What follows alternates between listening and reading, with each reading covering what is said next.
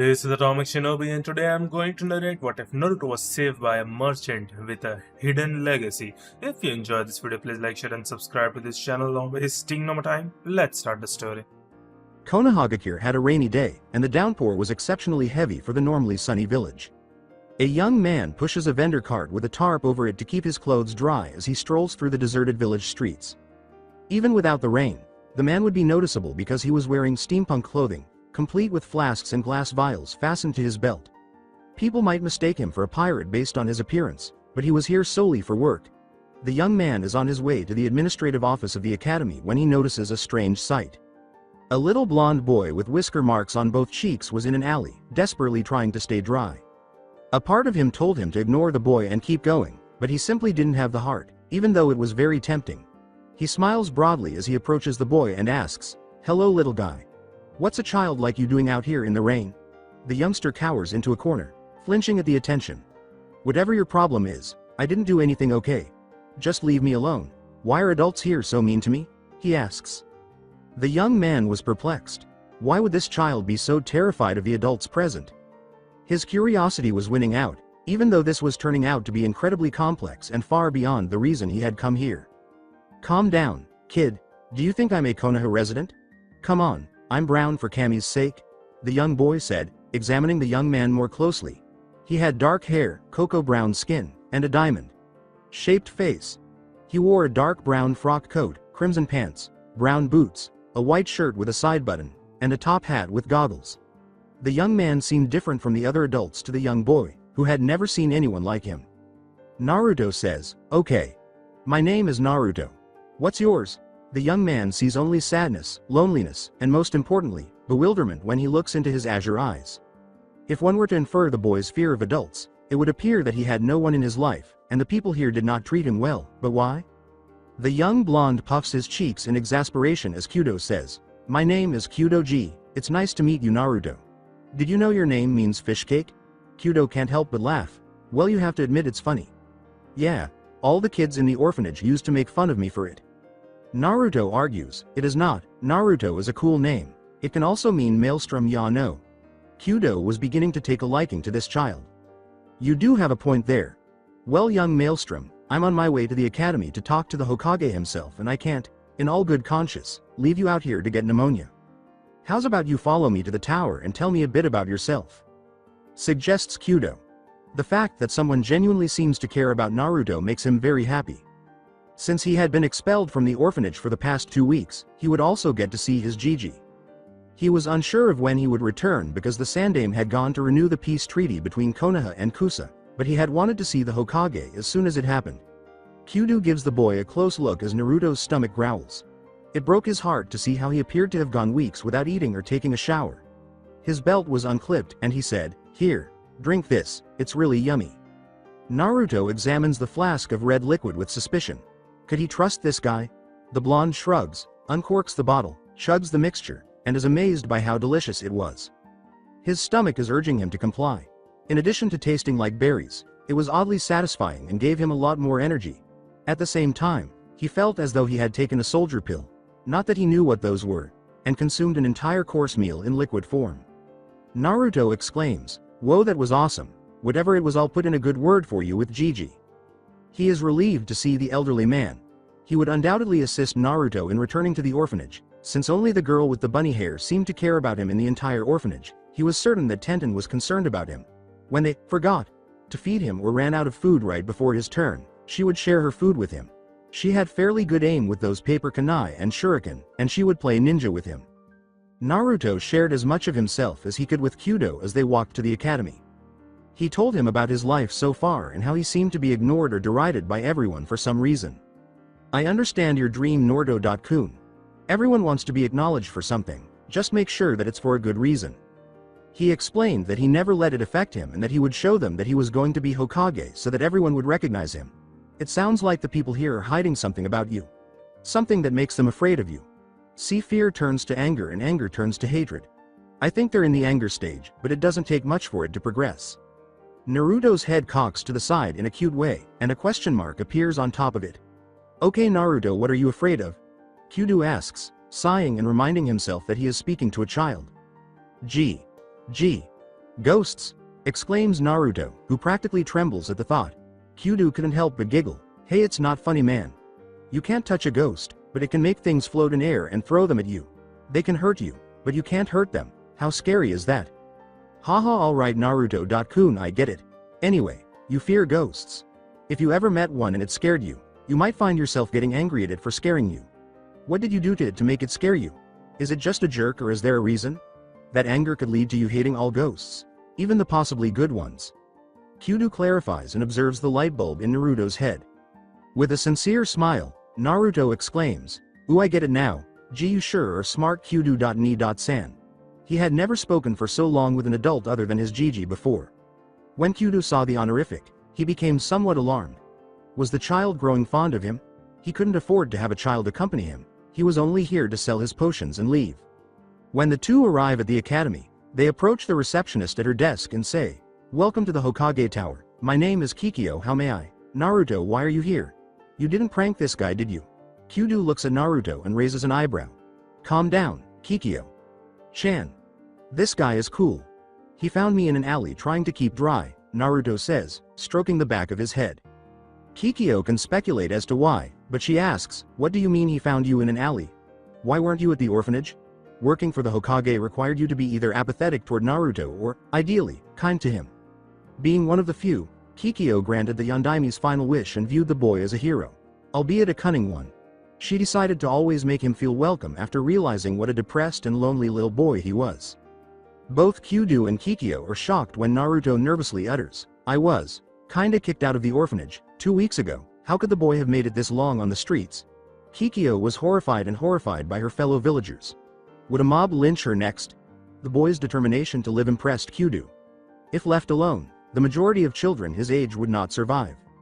2 weeks. Uzumaki Naruto, why didn't you come straight here? I could have easily given you a roof over your head and some food at the very least. Kikyo asks for more than she is given. Kikyo's blind rage caused Naruto to shrink slightly. It was frightening even though none of it was aimed at him.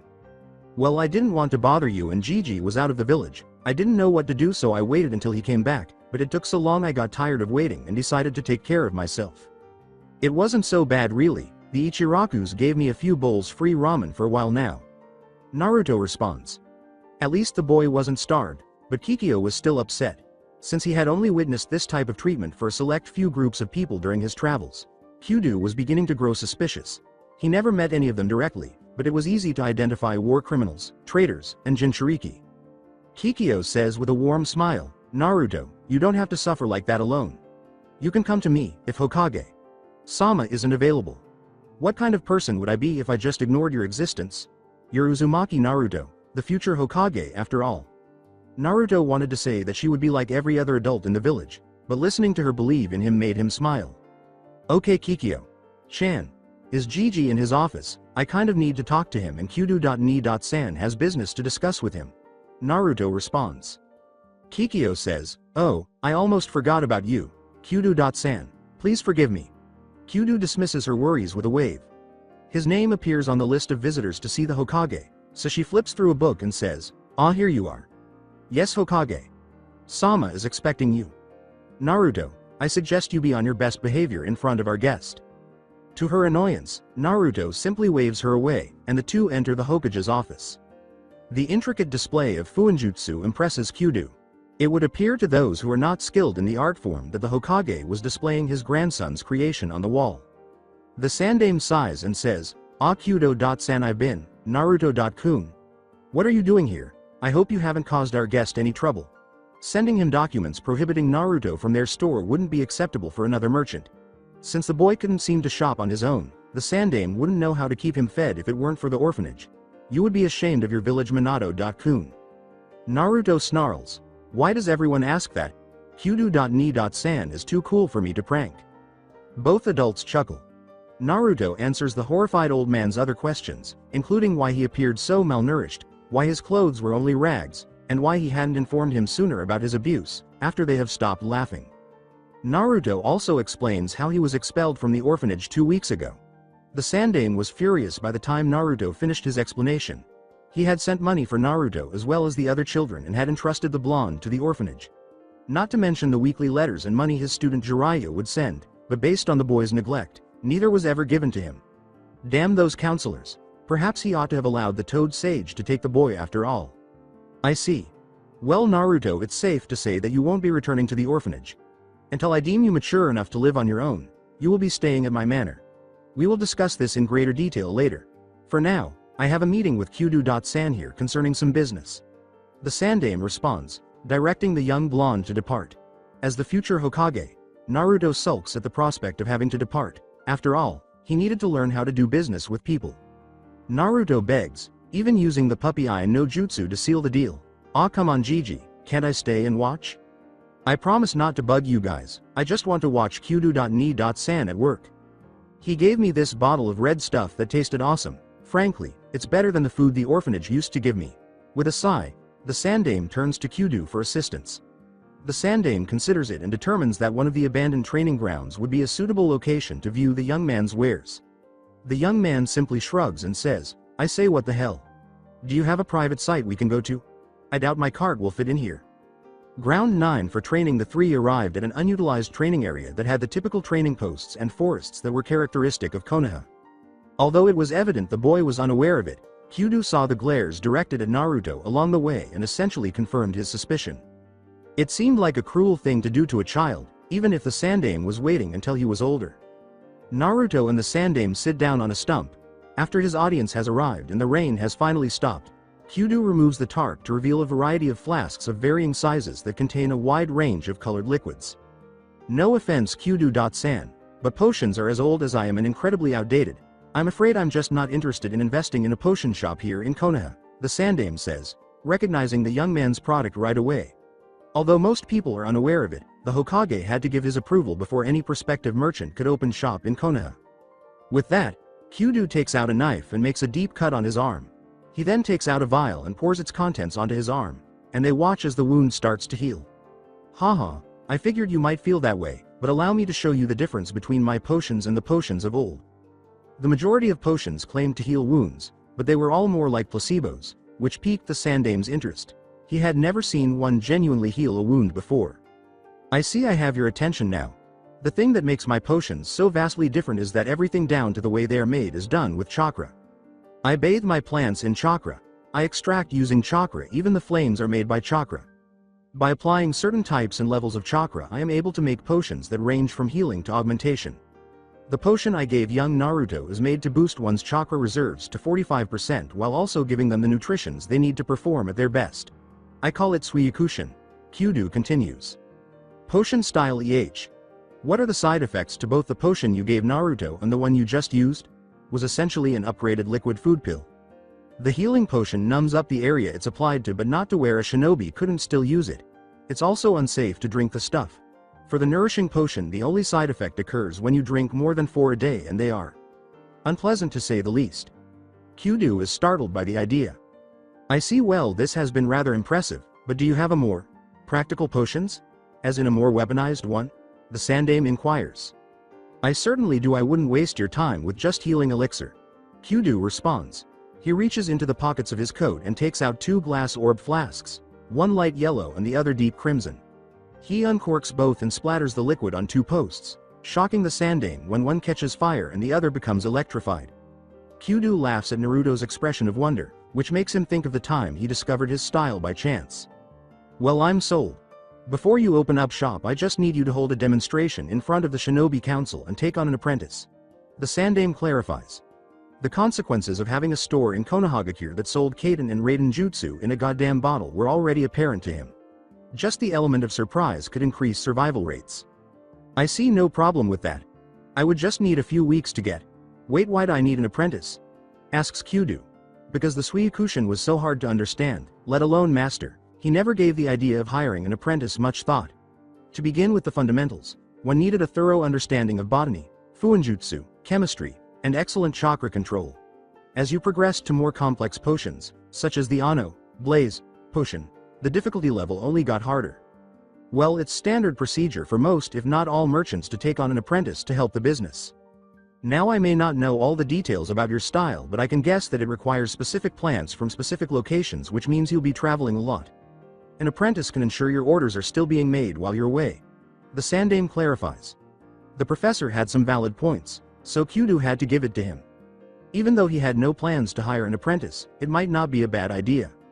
Naruto, meanwhile, was completely amazed by the Suiyokushin effects. In his brief life, he had never seen anything so awesome. Kyudo breaks down in tears at the boy's conceit and says, "Look no further, Kyudo.ni.san. I'm the best apprentice you could ever have, sorry, but I don't think you're cut out for this stuff." The Suiyokushin is like an art form and only the most diligent and focused can even hope to grasp it. "Oh yeah, Mr. Smarty Pants. I bet I can learn your Soyakoden or whatever in no time," says Naruto. The blonde Jinchuriki is smirked at by Kyudo, who says, "That's so yach. Tell you what, I'll hold auditions in 2 weeks and if you beat all the other kids I'll teach you all I know about Suiyokushin." The Sandame asks cautiously, "Why do they have to be children? He doesn't need another Orochimaru running around."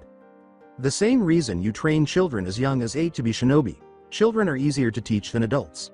Children can spend 5 or even 10 years of their lives learning while adults just don't have the same dedication if they aren't interested in it, and even then it takes a lot of effort they don't have." Kyudo clarifies prior to putting the tar in his shopping cart. He takes a big scroll out of a holster on his back, unfolds it, and puts his cart inside. Kyudo hands Naruto a piece of paper and says, "If you're serious about being my apprentice, spend the next 2 weeks studying up on these subjects." He then departs for unidentified locations. When Naruto reads the required information on the paper, he frowns. "What's wrong, Naruto-kun? I thought you would be happy to have a head start over the other candidates." The Sandame responds. Since the previous head of the orphanage refused to teach the boy to read, he knew the boy could read. It goes without saying that the previous head retired early, and it appeared that the current one would follow suit shortly. Ibiki could be extremely prevalent.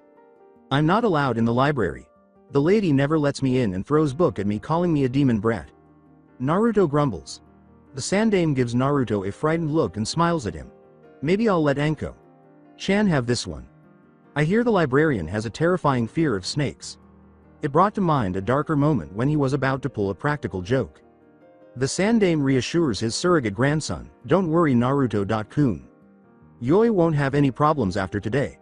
I'll even go with you to recommend the best scrolls for you to get." The professor merely laughs at the boy's spirit as the blonde Jinchuriki cheers and leaps up and down, beaming with joy. "Yeah, I'm one step closer to being Hokage Dadbayo," she exclaims. It was frightening how much he resembled his mother. At that point, he made the decision to provide the boy with even more motivation. Naruto gives the Sandame a hopeful look as he says, "Say, Naruto-kun, remember how you asked me about tour parents and I told you I would tell you when I thought you could handle it?" His mother was a different matter, but he couldn't possibly tell him about his father. Even though she was a fierce kunoichi, her bingo book's ranking was not SS. "Does that mean I'm finally mature enough to know about them?" Naruto asked, as any orphan would kill to even know the name of their parents. As the Sandame watches the fire in Naruto burn even brighter than before, she makes a vow. "Not yet, I'm afraid, but if you get the apprenticeship under Kyudo-san, I will tell you your mother's name and where you can find information on her. Your father will have to wait until you are Chunin at least." Naruto tells the Sandame, "You got a deal, Gigi. There's no way I'm going to fail now. Let's get started already," as he drags the Sandame. They arrived at the library quickly, and Naruto was met with a glare that could have melted steel as soon as he walked through the door. "What did I tell you about demons not being allowed to learn?" he asked, sinking to his knees from the killer intent that swept over him. When he looked up, he saw a furious Sandame. The Sandame growls low, "Naruto-kun, go sit down while I talk to this ungrateful civilian." Sensing the enormous heaps of filth the man was in, Naruto makes the hasty decision to depart. "Enbu, I believe this man has a date with Anko-chan. Make sure she shows him her snake summons." The instructions given by Sandame. Enbu emerges from the darkness, seizes the man, and drags him into the darkness while he cries for help and kicks. After addressing that, the Sandame approaches Naruto and requests the list that was provided to him. When he reads it, he discovers that it contains information on chemistry, botany, fuinjutsu, and chakra control. Our blonde hero sits and sighs at the thought of all the reading he would have to do, but he would do whatever it took to find out about his parents, so the Sandame starts gathering the scrolls he needs. He would prove to everyone that he was deserving of their love and respect by becoming the best at Suiyokushin. Chunin exam arena 2 weeks later.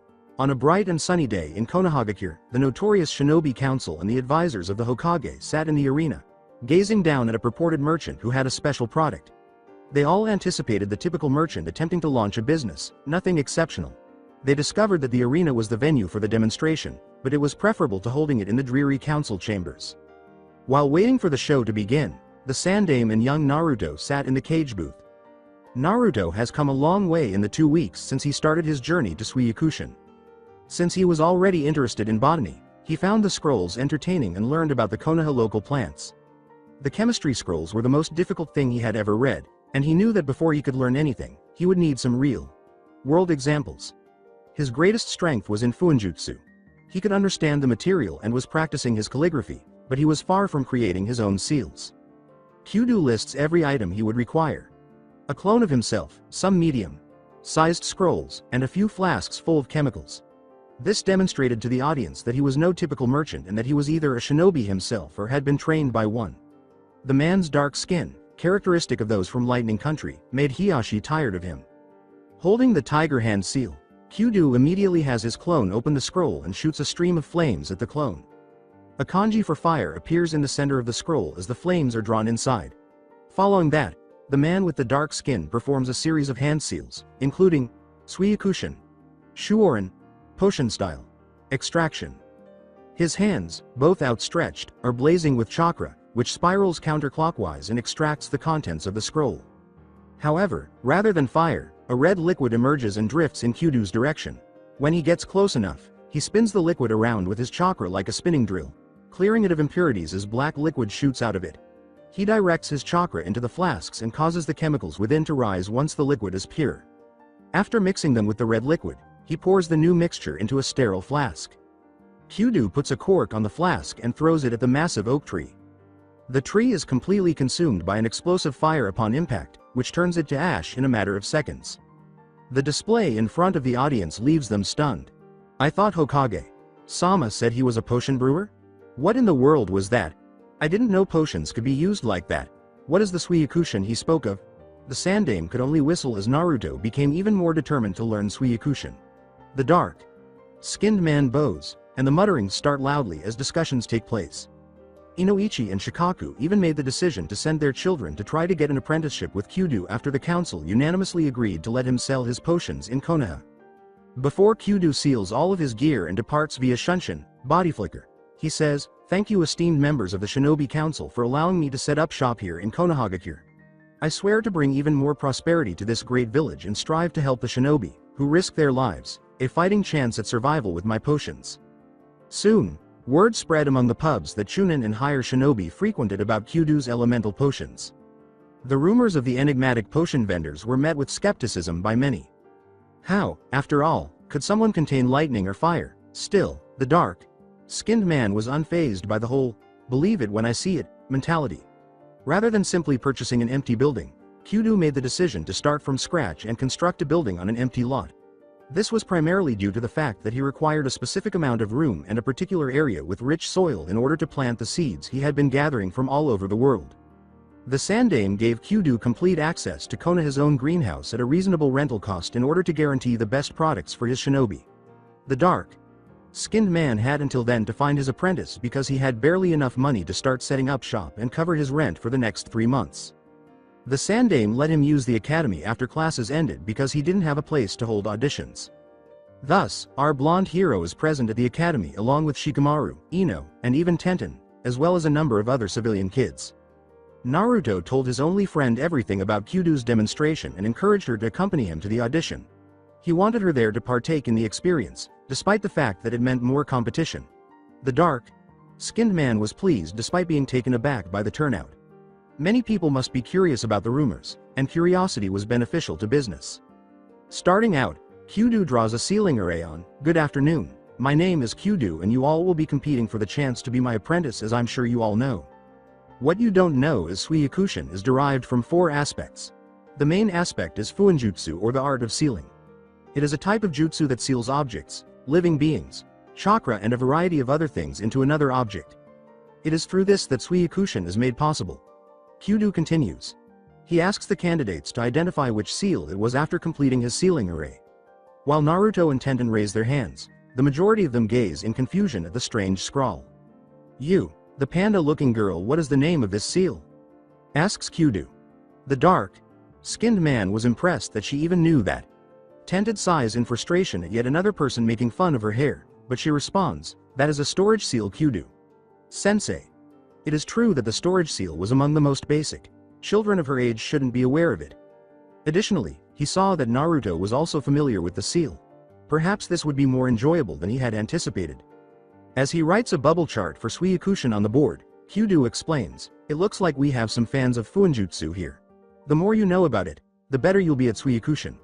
But if you want to learn the style, you have to be equally proficient in 3 other areas: chemistry, botany, and chakra control." What's chakra? A question from a citizen. Sweating, Kyudo reminds himself that he is speaking to children who are too young for the academy. He chooses to test Naruto and ask him what it is rather than responding to the question himself. Naruto oversimplifies, but captures the essence of it, when he says, "Chakra is the combination of physical energy from the body and spiritual energy from the mind. It allows us to do things otherwise deemed impossible, such as breathing fire." With a nod, Kyudo starts drawing a much more sophisticated seal. This seal is not shown in any scroll or even textbooks. It is a seal of my own design and allows me to perform my Suiyakushin. It is called the configuration seal, and as its name suggests, it takes anything sealed within it and arranges its molecules into a liquid form. From there, chakra control is used to extract the new liquid form and is purged of impurities by twirling or rotating it. Finally, chemicals are added to the brew to either increase its potency or add to it. Botany is used beforehand to make the potions from herbs, and all of this is done using chakra. Even the growing of herbs is done with chakra to help nurture certain effects. Explains that he was okay with the fact that he had lost the majority of them at configuration. By putting the hopeless cases in the deep end and watching to see who drowned, he hoped to weed them out. In order to at least give people who were just starting to learn seals a chance, he simultaneously oversimplified the configuration seal. To create a level 6 seal or a 6 layered seal, the array contained a number of seals, including security seals, storage seals, fail safe seals, the configuration seal itself, converting seals, and his chakra and sealing signature. He gave each candidate a scroll on seals and began today's lesson by drawing each seal inside the arrays separately. They had to locate and identify each seal before honing their calligraphy skills to the point where they could accurately sketch the required seals. Before any of them could even locate one of the seals, the session was over. Unexpectedly, Tenten discovered one of the security seals and recognized it as the cloak and dagger seal, which, if the user so desires, would make everything connected to it invisible. Although she was unable to identify them, she was able to precisely count at least 3 additional security seals. After suggesting that they all work on their calligraphy, Kyudo departed in a whirlpool of crimson fluid. The bun-haired girl blushes at the compliment and smiles at her friend as Naruto approaches Tenten as the children are leaving for home and says, "Man, you were awesome, Tenten. I didn't know you knew about Fuinjutsu." Thanks Naruto.kun, I only started reading up on it a few weeks ago. I tried to be a medic.nin like my idol Tsunade, but didn't make it into the program. I started studying other famous kunoichi and came across Uzumaki Kushina, aka the Bloody Whirlpool. She was infamous for her kenjutsu and fuinjutsu, said to be on par with the Yondaime. Tenten responds with a dreamy expression on her face. Though he dismissed it, Naruto couldn't help but wonder if he and this Uzumaki Kushina were related. If he had a strong relative, his Gigi would let him know. Whoa, that must have made her a fuinjutsu master or something. Does that mean you want to be one too? Maybe we can both become fuinjutsu masters together? I wouldn't mind your help with my calligraphy. It kinda sucks. Naruto laughs sheepishly. Tenten responds to her male friend's plea for assistance while giggling at him. She was shocked to learn that he was staying at the Hokage Manor, of all places, when she asked where he was staying. The 2 children immediately jumped into their studies as soon as they arrived at the manor. Tenten would test Naruto on the seals she knew and showed him, and Naruto would alternate between practicing his calligraphy and practicing. Surprisingly, the 2 enjoyed studying and discovered that they were both interested in fuinjutsu. During their breaks from studying, they laughed when Naruto made doodles out of the seals and was simply acting goofy. The Sandaime was beaming broadly as he observed the kids being kids. Knowing that they would be trained to be weapons in about a year nearly broke his heart. Or did they? Training children at the age of 8 or 9 might result in Moritachis running around, and they were no longer at war. He could have set the academy's beginning age at 12 and its ending age at 16. The 2 friends embraced as the Hokage had an Anbu take the girl back to the orphanage after she had spent hours studying. The Sandaime refused the current head's request to send Naruto back because they didn't want to risk offending anyone. Naruto slept soundly that night because he had studied so much. It was essentially the same thing the next month. In addition to Tenten and, somewhat surprisingly, Shikamaru, who saw fuinjutsu as a puzzle, Naruto would attend the Suiyakushin sessions and improve his ability to recognize the different seals inside the configuration seal. It is a challenging puzzle, but it is still a puzzle. The lock security seal, chakra converter seal, elemental converter seal, anti-forgery security seal, and chakra recognition security seal were all recognized by the three of them. Those who were determined enough were able to identify one or two seals, but many candidates found this too difficult and stopped coming. Ino excelled in the calligraphy section, being able to draw a single barrier seal, a lightning seal, and a storage seal. With the ability to create both a fire seal and a storage seal, Tenten came in second, and Naruto came in third. It didn't follow that they knew what was needed to activate the damn things just because they could draw the seals. 8 to 10 year olds couldn't even use chakra yet, so Kyudo was far too responsible to teach them how to activate seals. No, it was only a sketch of them for the time being. Alright my little pupils, instead of explaining how to do this aspect and boring you to death, I'll just get right into it, so pay attention. He begins with a clean jar with a tight, fitting lid and fresh herbs of your choosing. Today, he would be explaining how to mix herbs to make potions. He clarifies that while fresh material is always preferred, many high-quality herbs may not always be available due to local bioregion, climate, etc. If fresh ingredients are not available, make sure to purchase high-quality, organic herbs from a reliable source. He then finely chops the herbs. After that, it is placed in the glass jar. He then completely covers the herbal material with vodka. He explains that 1 part herb to 3 parts alcohol is a good ratio for fresh material.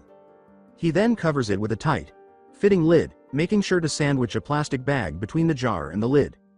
By doing this, the extract won't be spoiled by rust contamination. Put the jar in a sealing scroll, give it a good shake, and let the herbs soak or macerate for 2 to 3 hours. He gives the class instructions to research the herbs that are known to grow in Konoha while they wait for the herbs to soak. He uses chakra to siphon and extract the active ingredients from the herbs after the allotted time has passed. He then squeezes the cloth with chakra, extracting the last drop into a large flask. He then fills smaller flasks with the tincture, corks each one, and seals them in scrolls. That is essentially the process used to make potions. Note that each potion requires different herbs and these herbs need to be extracted in different ways. The following potions I just made are among the most basic. They make the nourishing potions and without adding more chakra and chemicals to them. Their effect only gives your body the nutrients it needs. Drinking it will be like eating a balanced meal and will fill you up like one too. I find that it tastes like berries, but I could be wrong. Now then, I want all of you to study up on various herbs and be able to name at least 5 by tomorrow. Kyudo clarifies prior to departing in a red fluid. The session ends when he completes his demonstration, and everyone departs. While some people groan at the idea of creating potions from herbs, others, like Ino and Naruto, are excited. Even more would leave the program tomorrow, but those who did were just not suited to use Suikushin. Hey Ino, do ya have a minute? Naruto asks her before she can leave for home. Although she was eager to get home and tell her parents everything she had discovered, she felt it would be impolite to not at least see what the blonde boy wanted. She shrugged and allowed Naruto to continue. For once, our blonde hero felt uneasy about his request. Why would Ino want to hang out with a stranger or an orphan when she was a clan kid and clan kids only hung out with other clan kids? Well, I was wondering. If it's not too much trouble, I mean. If you wanted to study together. I mean, your family owns a flower shop, so I'm sure you have access to a lot of different plants. Naruto responds sheepishly.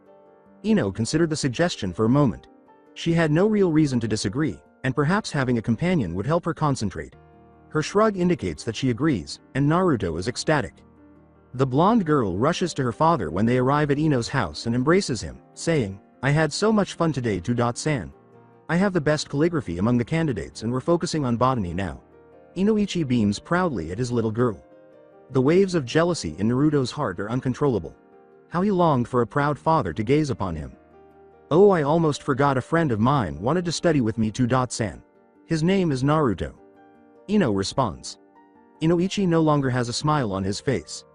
Even though he was aware that the boy wasn't the Kyuubi, he wasn't willing to endanger his young daughter because of the way the villagers treated him, which made him too likely to lose his mind. Inoichi ushers Naruto out of the house, saying, "I'm sorry, Ino-chan, but your little friend has to go. We have a lot of studying to do and we wouldn't want your competition to gain an edge." Ino was shocked by how cruel her father was to Naruto. It wouldn't hurt to let him stay, even if they were in competition. In pain, Naruto lowered his head. Even the clan heads didn't seem to like Naruto, and the blonde Jinchuriki ran aimlessly because she felt so alone. He could hear the villagers mocking him and wishing he would simply vanish every time he passed them, and that was all he wanted to do. In order to avoid dealing with all of this hatred, he wished to vanish. Ironically, Naruto found himself rushing to Konoha's greenhouse just as a dark-skinned man was ready to depart. After the two collided, Kyudo could only sigh and ask, "What's wrong?" after realizing the condition Naruto was in. Naruto sobs, hot tears streaming down his face. Why? Why does everyone hate me so much? What did I ever do to deserve their scorn, their loathing? He simply couldn't contain his tears any longer, and it didn't matter that he was crying in front of Kyudo. Even though he was new to the village, Kyudo sighs deeply because he essentially figured it out on his own after hearing rumors about the demon brat. Kyudo asks, "Do you really want to know?" It seemed cruel to him that no one ever told the child about his burden, and he never understood why. He was aware that it was illegal for anyone, including Naruto, to inform the younger generation of his status. However, he didn't care if he broke the law if he didn't come out and declare that he was the Jinchuriki of the Kyuubi and let Naruto figure it out. Yes. I'm sick of not understanding why. Kyudo considered how he should phrase this, but Naruto said, "I need to know." He wasn't sure how much more he could take before going crazy. "All right, but you must pay close attention and attempt to solve it on your own without my assistance. What knowledge do you have about Biju?" Kyudo inquires about the boy's level of knowledge. "The Kyuubi was one, I know that." Naruto explains that he doesn't really understand the meaning of the cryptic message. They're basically chakra monsters or beings made of sheer chakra. "That's right, so you can't kill one. Chakra is literally life itself, so no matter how strong you are, you can't kill it," Kyudo explains, observing the boy's mental processes. "Well, but then what happened to it? 8 years have passed since anyone last saw it. It's probably too large to fit inside a scroll." Wait a minute. Naruto's face was filled with horror as he realized that the Kyuubi had attacked and disappeared on his birthday, that the villagers had treated him like a demon brat, and that he was a Jinchuriki. He had read about them in his Fuinjutsu scrolls because sealing Biju was thought to be a level 8 to 10 seal that only seal masters could perform. "Oh, Kami. That's why people hate me. Those baka." It would be equivalent to claiming that a scroll turns into a kunai after it is sealed. Naruto erupts in rage, finding it hard to comprehend why adults would vent their annoyance on a child who didn't even request any of this. "I'm glad you have that much understanding. Getting upset with them will only make their point stronger, but I find it difficult to believe myself. Remain composed and stand up if you want them to see you as Naruto rather than the Kyuubi. Develop into a shinobi deserving of their respect. I have to prepare for the session tomorrow, so please pardon me now," Kyudo says as he departs in his Suiyaku Shunshin. He couldn't figure it out yet, but he knew that he wasn't the Kyuubi. He was Uzumaki Naruto, and he ran to the Hokage's manor prepared to continue his journey as the next Sudakudan user. Naruto stood there and considered what Kyudo had said. Would he become the monster everyone believed him to be, or would he rise above it and become the hero he was always meant to be? Did he even want the villagers' admiration anymore? The following day, Naruto waited for the session to start in his usual seat, still a little upset that Ino's father had expelled him, presumably due to the whole being the Jinchuriki of the Kyuubi thing. So you can only imagine how shocked he was when Ino approached him and said, "Hey Naruto. All I wanted to do was apologize for yesterday." She gave him a sheet of paper containing all the plants she had discovered at her family's flower shop. "I don't know what my two Sans deal was, but I don't see a problem with us helping each other, so here." When Kyudo comes in, he starts his session by quizzing everyone on the local herbs grown in Konoha. He wasn't surprised when Ino could name most of them and Naruto could name a few. He then went on to describe the process of extracting herbs for an elemental potion and how they were able to do what they did. Naruto couldn't believe she still wanted to help him, which gave him hope that he could make a new friend. That is until she finds out about the giant fox in my gut. He thanked Ino who advised him not to worry about it. After the discussion, Kyudo left them to their own devices, and Ino and Tenten decided to see what Naruto had written down. Using Ino's botany knowledge, Tenten's Fuinjutsu knowledge, and Naruto's inventiveness, the three of them studied together. Naruto took notes and even tied Fuinjutsu in by drawing kanji for the herbs used. The trio's situation improved over the next few weeks thanks to Ino's botany knowledge, which allowed them to distinguish between fresh and poisonous herbs and identify the herbs needed to make the nourishing potion. After the sessions, the trio would go to the park and play together, with Shikamaru occasionally joining them, especially after the chakra control exercises started. Tenten came next, Ino, and Naruto in order of best control, though the blonde's chakra was the first to discover his chakra. When it came to the leaf balancing skill, the four of them would kill time by cloud watching, which Ino found dull and dismissed as Shikamaru's laziness. After that, they began studying chemistry, and Shikamaru was clearly the leader of the group. Kyudo explained that the chemicals were only needed for the elemental potions, and that they were what caused the elemental potions to react. Naruto would mix the wrong chemicals, resulting in an explosive reaction, and his friends would constantly make fun of him for it. By the end of the 3 months, he was the best at Fuinjutsu, second in calligraphy, last in both chemistry and chakra control, and second in botany. They had been studying theory for 3 months, and now it was time to put it into practice. Ino was the best at botany, third at Fuinjutsu, first at calligraphy, second at chakra control, and third at chemistry. Tenten was second in Fuinjutsu, third at botany, third at calligraphy, third at chakra control, and second at chemistry. And Shikamaru was the best at chakra control and chemistry, last at calligraphy, Fuinjutsu, and botany. After 2 months of research, Naruto worked hard to create a potion, extracting the right herbs, adding the necessary chakra to the brew, and meticulously sketching the seals, which included the chakra converter seal and the reverse cloak and dagger seal. The herbs he uses naturally can camouflage, and the chemicals, he hoped, are designed to add to the effects. Naruto carefully goes through the entire process, finishing his potion, which is a clear brew. Shikamaru's brew was black, Ino's was purple, and Tenten's was green. Shikamaru is the first to say, "How troublesome," and Kyudo instructs, "Okay, I want each of you to demonstrate your potions and tell me their names."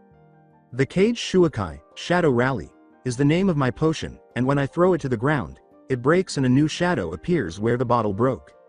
It was a clever concoction that combined all the right chemicals and herbs with amazing chakra control to create shadows out of thin air, which would be very beneficial to his clan, but Kyudo knew he had that in mind. His potion would only help his clan, and the dark-skinned man needed to broaden his clientele, and he lacked the will to take it seriously. Ino came next, saying, "I would show you my potion, Ku Kese, Antiserum, but I have to poison one of you first." Kyudo could see the value of having an antidote for different poisons, but he could easily teach any of them how to make stronger versions of hers. Tenten then said, "My potion is called the Yuki, Valor, Potion. It basically can cure local poisons and lessen the effects of foreign poisons based on the ones I could research." Her potion was a mixture of various herbs and chakra control along with a poison extraction seal. Tenten's muscles get stronger after taking a swig of her brew, and she punches a crater in the floor with minimal effort. Kyudo was aware that her potion was a double-edged sword, similar to opening the gates but less severe. It was Naruto's turn at last. My potion is called Kakusu, Conceal, Potion. He uncorks it, pours it all over himself nervously, and to everyone's surprise, including Kyudo, the boy completely disappears. It's supposed to conceal you completely, even down to your scent, but I haven't been able to test it yet. It was the most inventive of the 4 potions, and he could only laugh when he said he would make his apprentice. Kyudo says, "Congratulations Naruto, you are from this day forward my apprentice." Ino is defeated but gives Naruto a pat on the back. Shikamaru simply shrugs, and Tenten applauds her friend. Kyudo tells the other 3 to keep learning about Fuinjutsu and chakra control at the very least because he can see them all rising in the ranks simply because of everything they've done in his sessions. It would be a shame to waste all that potential, but Naruto had superior to all of them. On a normal sunny day in Konohagakure, we discovered the last devoted Uchiha in the deserted Uchiha district. In one of the Uchiha training grounds, Sasuke was occupied with honing his Shuriken Jutsu. His only motivation was to despise his brother and exact revenge on his clan. With practiced ease, he would toss his shuriken and hit the targets, but it was still insufficient for him. Just outside the walls of Uchiha, a kunai suddenly emerges from the trees with the intent to pierce Sasuke's heart. The young Uchiha throws some from where he witnessed the kunai being thrown after deflecting it with his shuriken. With a blank mask, an Anbu emerges from the trees. The final Uchiha draws his own kunai as said Anbu rushes Sasuke with one in hand. Though he didn't have much hope of beating his assailant, he would be damned if he died without a fight. There was a flurry of stabs and slashes between the two that reverberated throughout the deserted district. Sasuke was soon overpowered by the Anbu, who then kicked him in the front of the solar plexus.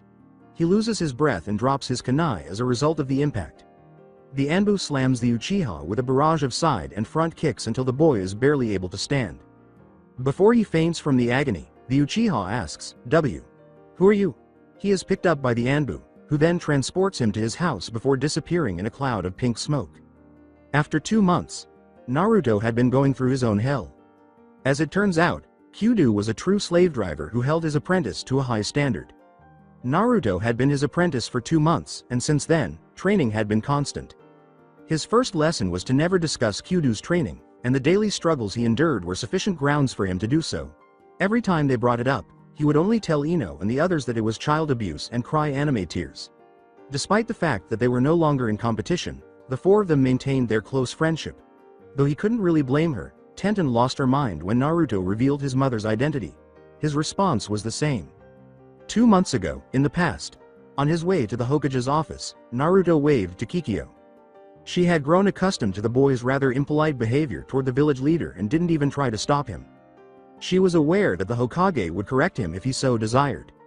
Why should she, then, if the Sandaime didn't? Naruto felt anxious as he walked to the Hokage's office for the first time. He had been waiting for this moment for months, if not years.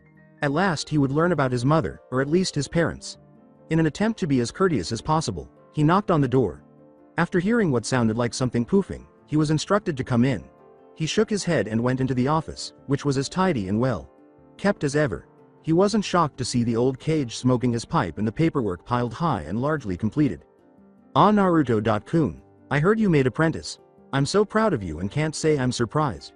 The will of fire burns brightly in you and you have great potential inside you, but I'm sure you're not here to hear me praise you. No, you're here for our deal, no?" The Sandaime replied with a grin. Naruto simply nodded his head, not believing what he was saying at the time.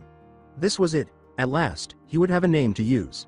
His nerves were going crazy, and his heart was thumping in his chest. "Your mother was a beautiful woman, Naruto-kun, and I know for a fact she loved you. She was ecstatic when she found out she was pregnant with you. Her and Uchiha Makoto were even talking about having play dates with you and Makoto's son Sasuke. Anyway, her name was Uzumaki Kushina and she was as fierce as she was beautiful," the Sandaime said, recalling the days when the young redhead was still alive. Naruto was shocked to learn that his mother was Uzumaki Kushina, the bloody fucking whirlpool. "Before you go on a rant of, you should have known a long time ago, remember who your mother was. She was a renowned Fuinjutsu expert and an infamous kunoichi. She even had a proceed with caution order from Kumo and an extra bounty for anyone who could capture her alive and take her there. Hell, she was almost kidnapped as a child. If word got out that Kushina had a son, Kumo might send forces to come get you and I couldn't allow that," the Sandaime clarified. At that, Naruto lost confidence. He didn't have to agree with the old Kage's logic, but he could understand it. They talked about Kushina for the remainder of the day, and Naruto never felt both so close and so far away. At the end of the day, the Sandaime gave Naruto her family's scrolls and a scroll that his mother treasured, the history of Uzushiogakure. The end of the flashback. Learning of his clan's demise was a poignant moment for Naruto. He wanted to hate Kumo and Iwa, but hating them would not help him because the people who destroyed his home village were probably long dead. It seemed as though Kyudo had once advised him, when seeking revenge, be sure to dig 2 graves. He deduced that this meant that retaliation would ultimately result in the devastation of both parties. His understanding of Fuinjutsu has improved significantly in the 2 months since he started as an apprentice. He was only a level 1 out of 10, but Kyudo claimed he was progressing well toward level 2.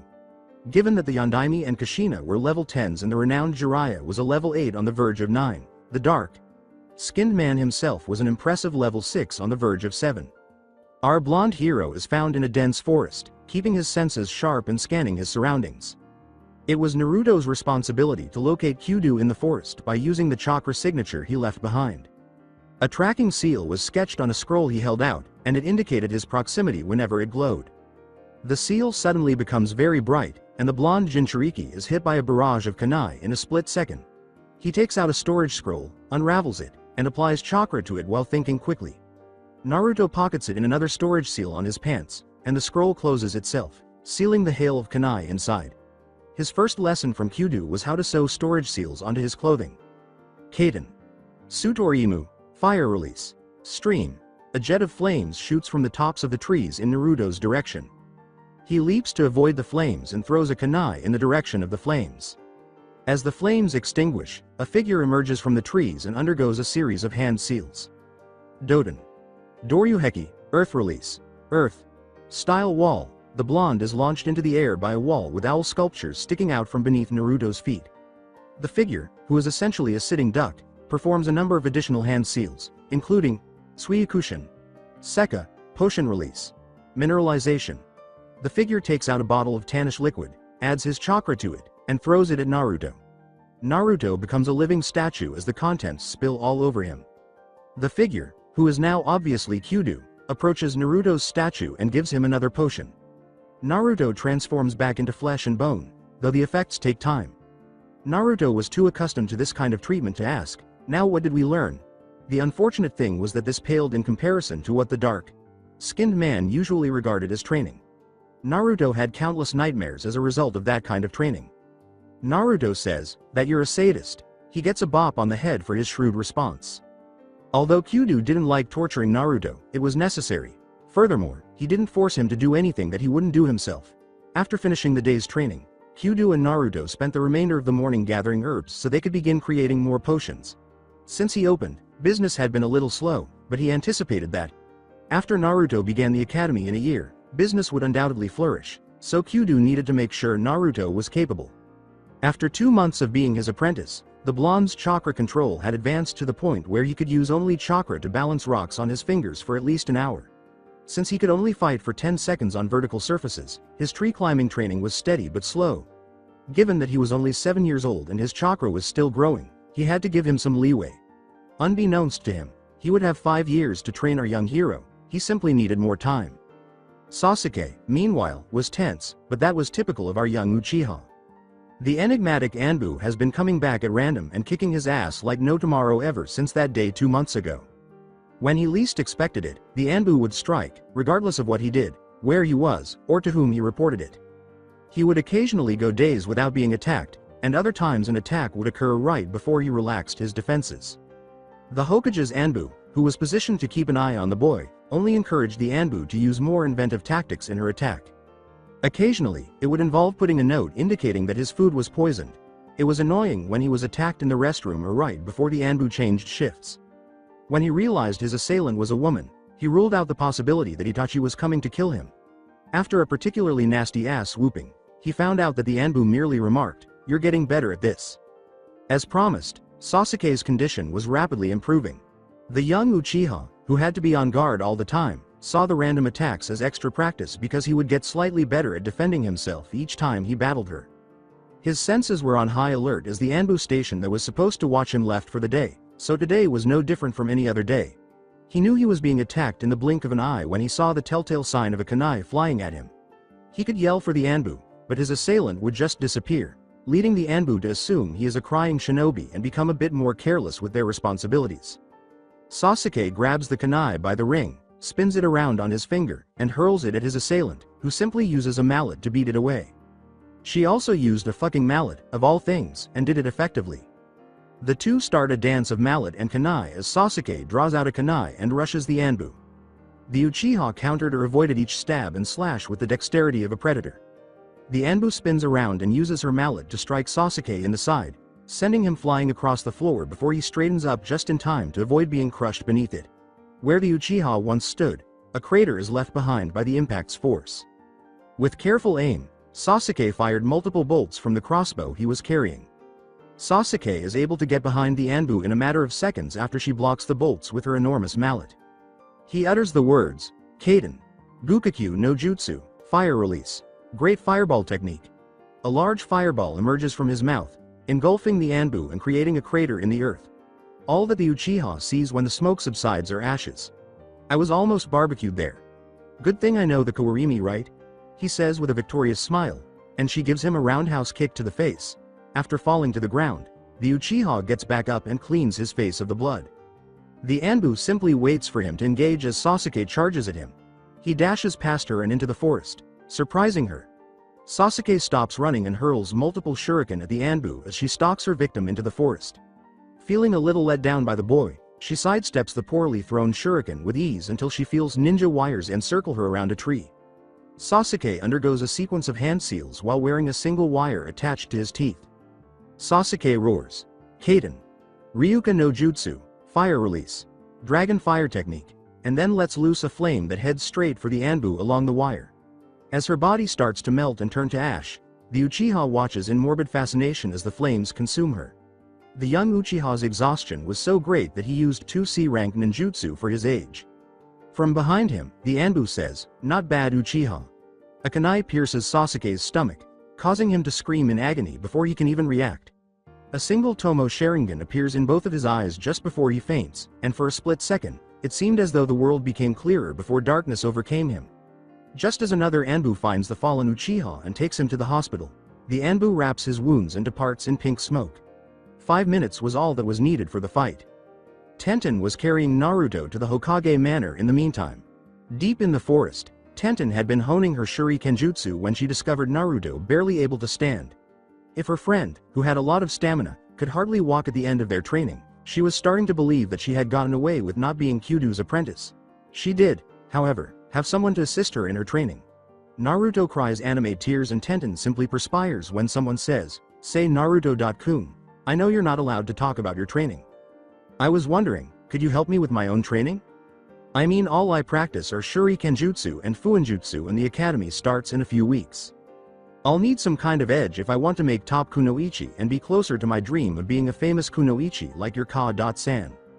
Tenten states that Naruto is touched that she would ask him for assistance. After all, he might not be as proficient in fuinjutsu as he is now if it weren't for her. She could currently only create storage seals because she was still at level 0. She could draw other seals, of course, but she was either lacking the necessary reserves or still didn't fully understand how much chakra went into them. Sure thing, Tenten-chan. I can't tell you what I'm working on now, but Kyudo Sensei didn't say I couldn't tell people things I've already mastered. I recommend you taking leaf balancing to the next level and start balancing rocks on your forehead. Then try balancing them on your fingers until you can balance a rock on each of your fingers. Not only will it improve chakra control, but it will boost your reserves a bit. I also recommend you sew storage seals on your clothes, since I know you learned how to sew at the orphanage. And you said sewing was useless for a kunoichi. Naruto replies, making them both giggle. Tenten's luck was beyond her imagination. She felt sorry for the blonde when they first met. The adults treated him like he was the plague or something, and all the children shunned him. The adults actually advised her to avoid him because he was bad, but the blonde was excellent. He was sincere, a little silly, kind, and considerate. After arriving at the Hokage Manor, Tenten dropped Naruto off in his room and turned to go, but Naruto stopped her. It was harmless enough. Do you think you can stay tonight? I've never had a sleepover before. To be honest, he simply enjoyed Tenten's company. After all, she was his first friend, and he could assist her in her training in this way. Tenten says, not wanting to get into trouble but also not explicitly saying no, I don't know. The head lady might get mad if I'm not back home at a certain time. The orphanage simply wasn't the same without Naruto, to be honest. He infused the space with excitement and warmth. She pretended not to enjoy his antics, but she always found them amusing. For example, when he painted the faces of every employee orange while they were still awake. She couldn't understand how he did it without anyone noticing, but even if they couldn't prove it, he was still held accountable. We can ask Asuma-san to ask for you, Hokage. Gigi is at one of those boring meetings. I snuck in once to see how it would be to be Hokage and it almost put me to sleep. Just a bunch of old people talking about markets and trading whatever. I would have given anything to be anywhere but there for the rest of my life. Naruto says with a chuckle. In the meantime, an elderly individual in the council chambers was thinking similarly to Naruto. The Sandame was at another council meeting, and he nearly regretted calling it to discuss what he knew would change not only the academy but also the mindset of all young would-be shinobi. I would give my left and right testicles to be anywhere but here right now. I mean, why'd I need them, Bawako? Chan is gone and I'm old as the Rakudu Sennin to boot. Although it was a good idea, the civilians' decision to try to open trade with other countries during this meeting was still dull. They had long since come to the conclusion that such things were useless, so at least they were no longer demanding the death of a certain blonde boy. Without mentioning Naruto, the bane of Konoha's existence, a merchant stated. And so by opening trades with Wave Country, we would have access to their construction workers and be able to rebuild some of the damage caused by the Kyuubi attack. None of the civilian council had a good opinion of the blonde, though they might not express it aloud. Since the boy would eventually have access to the Kyuubi's evil chakra, they saw him as the Kyuubi in human form. They might not be very knowledgeable about sealing, but based on their own library records, it was well known that Jinchuriki were prone to losing their minds. I suppose it was fortunate that they could read, but if they had done so, they would have realized that the treatment they received from their villages had driven them insane. It's probably too late now. Wave is a small country. While having more workers to work on rebuilding Konoha is our top priority, there are villages closer to us and who would cost less to hire. Let's not forget, Wave is an island nation and they would have to take boats just to get to us. Thus, they would demand more money to have to leave their island just to work for us. I believe Taki is still our allies and are only second to wave when it comes to their workers. A different merchant states, eliciting murmurs from the civilian group. As instructed, the Shinobi Council simply listens. They had to ensure that the civilians weren't attempting anything that could negatively affect them. After some discussions, the issue was ultimately resolved, and the Sandaime was given the floor. I would ask that the civilian council leave the room as this matter is for Shinobi ears only, according to Sandaime. Since the last time the civilians had to leave the room was immediately following the Kyuubi's attack, they do so despite their dislike. Are you sure these Shinobi can be trusted to complete the job? If this comes back to us, was another question that some council members had on their minds. It would all be over in a single day during the Kyuubi festival, a council member explains. Relax, I made sure they were top-notch Shinobi and they agreed to do it for free when they saw a picture of the demon brat.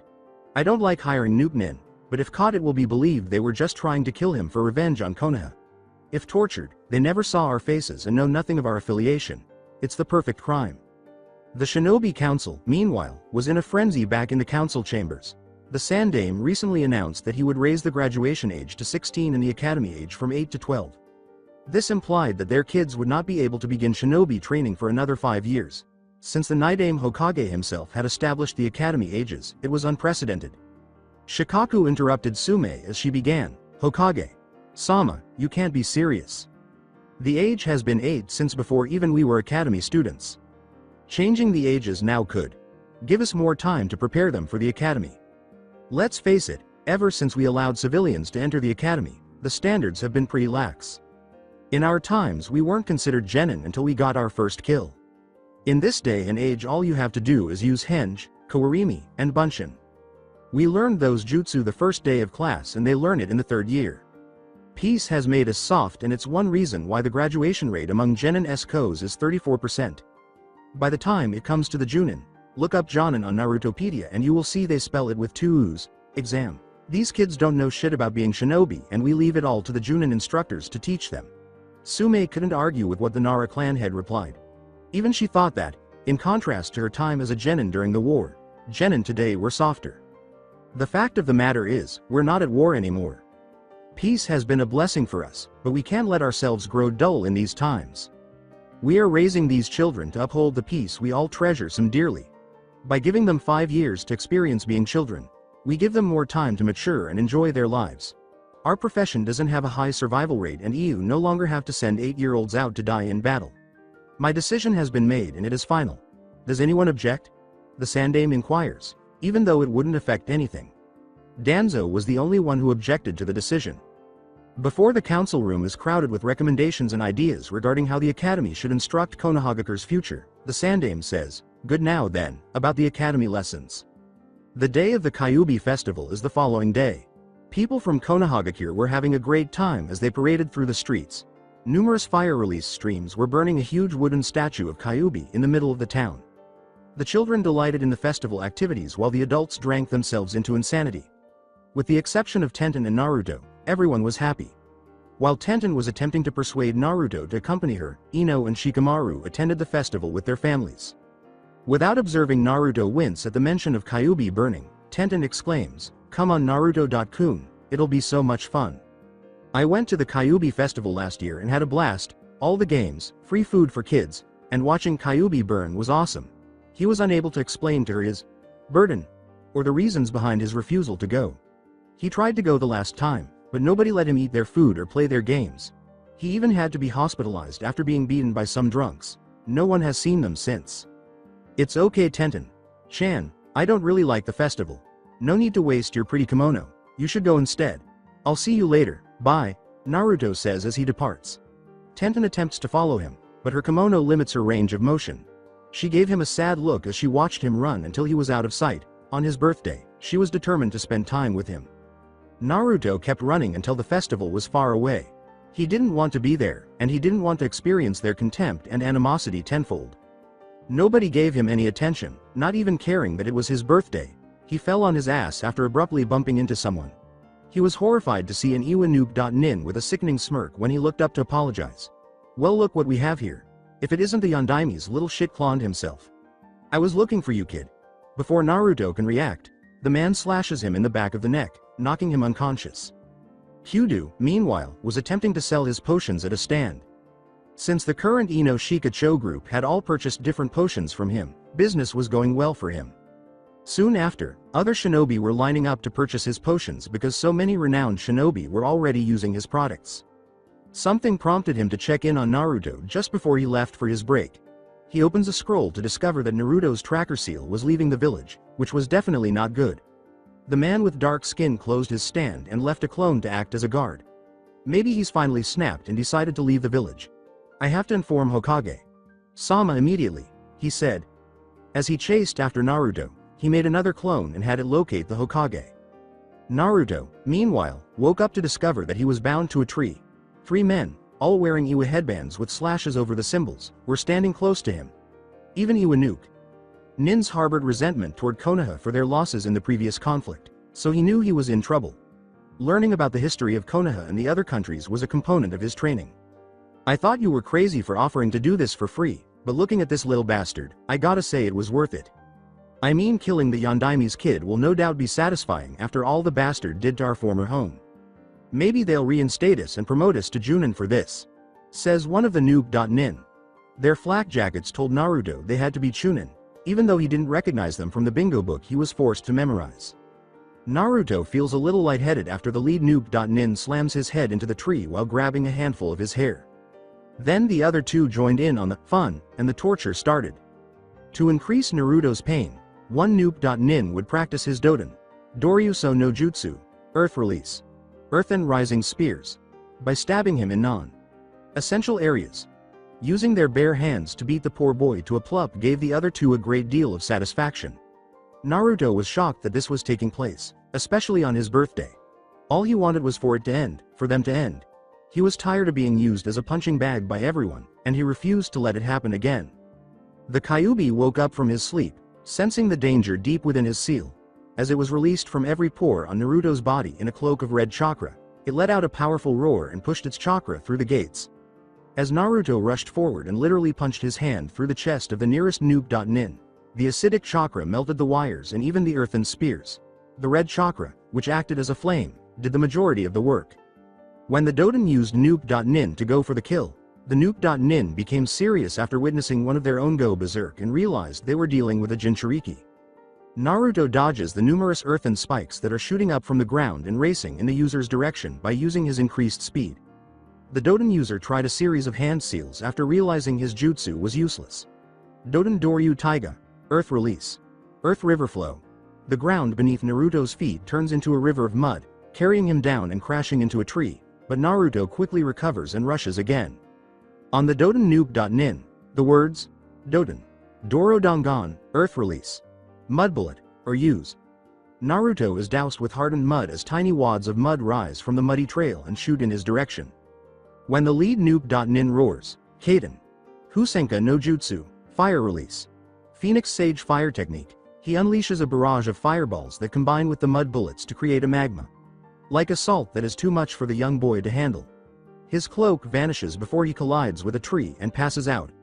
The lead noob.nin fires another Phoenix Safe at the defeated Jinchuriki because he doesn't want to risk another episode. Suiyakushin, Oshisu o Nenshu, Potion Release, Burning Oasis. Kyudo unleashes waves of red liquid at the fireballs and hurls 3 potions in Naruto's direction. As flames dance off the red liquid, the fireballs only increase the liquid's power.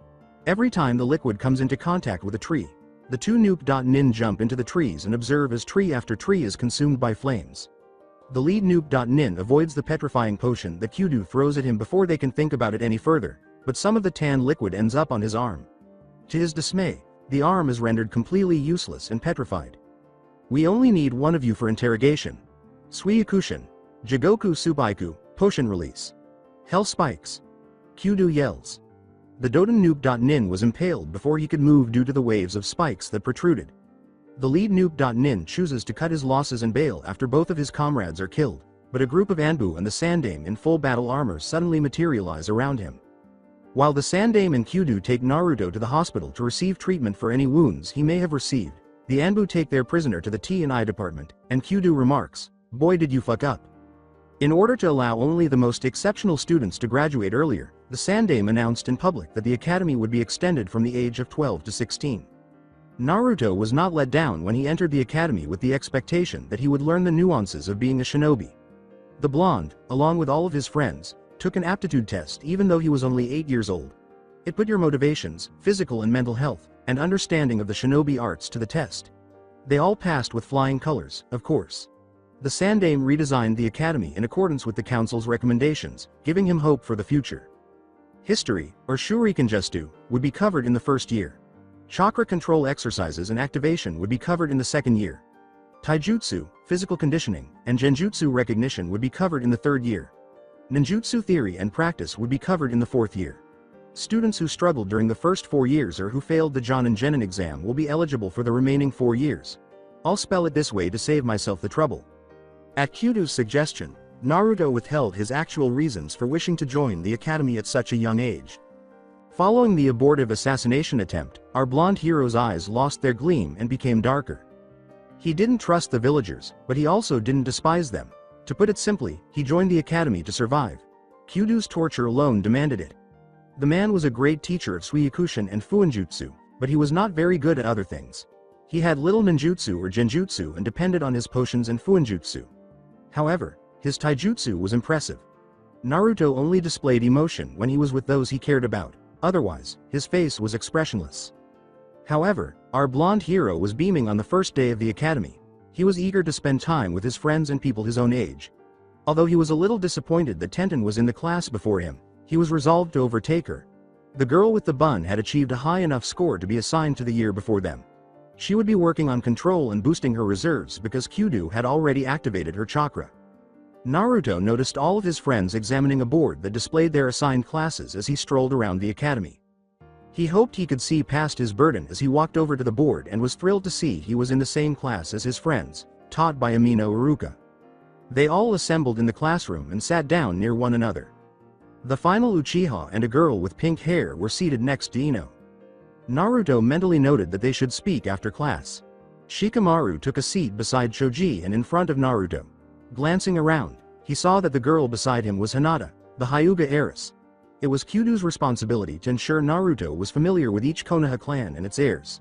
She blushed and turned her head away from him when she saw that he was staring at her. She was shocked to see that the boy who had rescued her from bullies 2 years prior was seated directly beside her. Since he had kept her safe, the Hyuga heiress would sometimes. Okay, more like secretly watching over him whenever she had free time, also known as stalking. Hey, stalking was just another type of stealth training for a shinobi in training. In any case, she witnessed how the villagers shunned him and how he used to seek their approval anyway, and she developed an admiration for him as a result. She was afraid and unsure of what to do, but she was saddened to see the light in his eyes fade and wanted to restore it in any way she could. When their instructor entered, her thoughts were interrupted. Do I really need to describe him? An unhappy camper was Iruka. The more militarized lesson plan he was given required him to completely change the way he taught. He believed that the academy was meant to be a place where people could bond and learn the fundamentals, but now it appeared that they were preparing these children for battle. He sighed as he stopped at Uzumaki Naruto and went through roll call. When Naruto saw that, he sighed, realizing that he would need to fix the fact that yet another adult was unable to identify a kunai from the scroll. Iruka started reviewing Konohagakure's history and that of all its known allies after roll call. When he discussed Uzushiogakure and the Uzumaki clan, the young Uzumaki was taken aback. More than Sasuke, who viewed the blonde as a kindred spirit of sorts, the entire class gazed at Naruto in confusion. By the time the lecture ended, it was afternoon, and Naruto was prepared for the lesson's next section, which covered Shurikenjutsu. The young students were astounded to see an obstacle course with moving targets, ball launchers, and human-shaped practice dummies when the class was taken outside to the training grounds. Iruka explained the rules to the children even though she believed the new training course was too difficult for them. In order to hit the human targets in all of their vital areas, they had to dodge the balls that were thrown at them at different speeds and attempt to hit the bullseye in the middle of the targets. The children completed the exercise one by one, and while all of them passed the aptitude test, the great majority of them were hit by the balls and were unable to even hit the moving targets. They were only able to hit the stationary targets. Before it was the clan children's turn, Iruka was about to approach the Hokage and inform him that his expectations were too high. Despite her inability to hit a bullseye and her ability to avoid some of the balls, Ino was able to hit all of the human targets' vitals and hit the targets. Iruka thought Shikamaru could have done much better, but he did the bare minimum to avoid being a complete failure. Shoji hit all of the human target's vitals and 2 of the 12 bullseyes, but he was unable to dodge to save his life. Hinata easily avoided every ball and hit every vital organ of the human target while capturing 5 of the 12 bullseyes. Kiba and Inazuka hit 4 out of 12, dodged most of the balls, and struck most of the human vitals. An Aburame named Shino easily dodged every ball and struck every human vital, averaging 6 out of 12. Sakura, the girl with the pink hair, was unable to dodge the balls or hit any of the targets, but she was able to hit every human vital organ. Thanks to his Sharingan, Sasuke was able to hit all 12 of the bullseyes, dodge every ball, and strike the human vitals, earning him the highest ranking in the class. The Uchiha survivor ignored the girls, Sakura and Ino among them, who were enamored with his coolness. All Sasuke wanted was a brief respite from the Anbu. He nearly dreaded the fact that class was almost over because it didn't seem like she would attack him. This was child's play compared to having real kunai and elemental potions thrown at you, but Naruto was only able to hit 5 of the 12 bullseyes and dodged every ball. He closed his eyes and struck the human vitals. Class was then dismissed, and the children were either picked up by their parents or left to engage in whatever activity was appropriate for children aged 7 to 9. "May I speak with you for a minute, Iruka?" "Sensei?" Naruto approached Iruka. Iruka gave the boy a stern look but consented to at least listen to the demon brat. He wouldn't allow his bias to get in the way of his teaching responsibilities. Naruto takes out a storage scroll and a kunai. "What is this?" he asks the scarred man, holding the scroll out to him. Iruka looks at him as if he were the world's biggest fool, but then he remembers that he is only 7 years old and shouldn't be familiar with storage scrolls and seals. That is a storage scroll, used to hold things in it. Iruka's explanation of it made Naruto feel foolish, but he forced himself not to snarl. A tick mark appeared on his head. Then he asked what it was while holding out the kunai. Even though Iruka now believed the boy was completely insane, she still responded to him. Iruka was growing weary of the games when Naruto shocked him by sealing the kunai in the scroll and asking, "What is this now?" Having assumed the man would put it together himself, Naruto sighed and said, "It's clearly a scroll. Does any of this have a point? If you can clearly see that sealing a kunai in a scroll doesn't make the scroll a kunai, then how can you stand there and hate me for being a Jinchuriki?" Iruka was stunned as she stood there. First, because Naruto was aware that he had the Kyuubi sealed inside of him, and second, because of the way he presented his case. It was both incredibly brilliant and incredibly simple. Iruka was ashamed of himself for the first time in a long time. The Yondaime, a master of Fuinjutsu, sacrificed his life to keep the Kyuubi sealed, and he ought to have trusted him more. "You are right, Naruto. As a shinobi, I understand the complexity of Fuinjutsu and knew the Yondaime was a master and didn't make faulty seals, especially a seal that cost him his life. I should have seen past my pain and saw you as just a kid who was dealt a bad hand. Please forgive me." Iruka bowed her head. Given that he was able to reach at least one of his detractors, Naruto smiled subtly, suggesting that there may still be hope for the others. Naruto said avaricious, "It's okay, Iruka-sensei. As long as you understand the difference, we won't have any problems from now on. However, you could make it up to me by either buying me some ramen or a potion from my sensei's shop. Hey, you have to advertise whenever you can." Although Iruka sighed at the boy's antics, he had been intrigued by them for some time and consented to purchase a potion later that day. Naruto then departed from the academy and proceeded to one of the woods where Kyudo tortured him. He heard something coming from the nearby lake while he was waiting on his sensei. He was shocked to see Hinata, dressed in a bathing suit, skating across it like a figure skater when he went to see what it was. He was amazed that someone his age could control chakras so well. For Kami's sake, he was still climbing trees. Hinata simply lost herself in her workout, enjoying the cool water beneath her feet and the steady flow of her chakra. She put on a show for our blonde hero, doing it with poise and composure. Upon finishing her performance, she was taken aback by the cheers and collapsed upon seeing Naruto. She usually arrived here after the blonde and his sensei had gone, but as she swam to shore, she gasped for breath and flushed from head to toe at being noticed. Truly perplexed as to why her chest differed from his, Naruto exclaimed, "Wow, Hinata, that was incredible. I've never seen someone skate across the water like that. Does that mean you've already mastered tree climbing? Do you have any pointers for a?" "Say, Hinata, what are those bumps on your chest?" Hers was more curved than his, which was flat. He could never understand the meaning of those bumps, even though he had seen them on the chests of older women. Hinata's eyes whirled with shame, and steam blew out of her ears. As an early bloomer, one of the branch members gave her a scientific explanation of human anatomy and biology, which means she had the talk. Hinata was about to run away when he said, I circa C. Can leave I, if I'm bothering you. Naruto wouldn't agree. She should be able to observe how his chakra responded to the tree climbing exercise, Naruto reasoned. Nonsense, you're not bothering me at all. In fact, you might be able to help me with your Byakugan. With a shy smile, Hinata nodded. The two of them went to a tree after she dressed.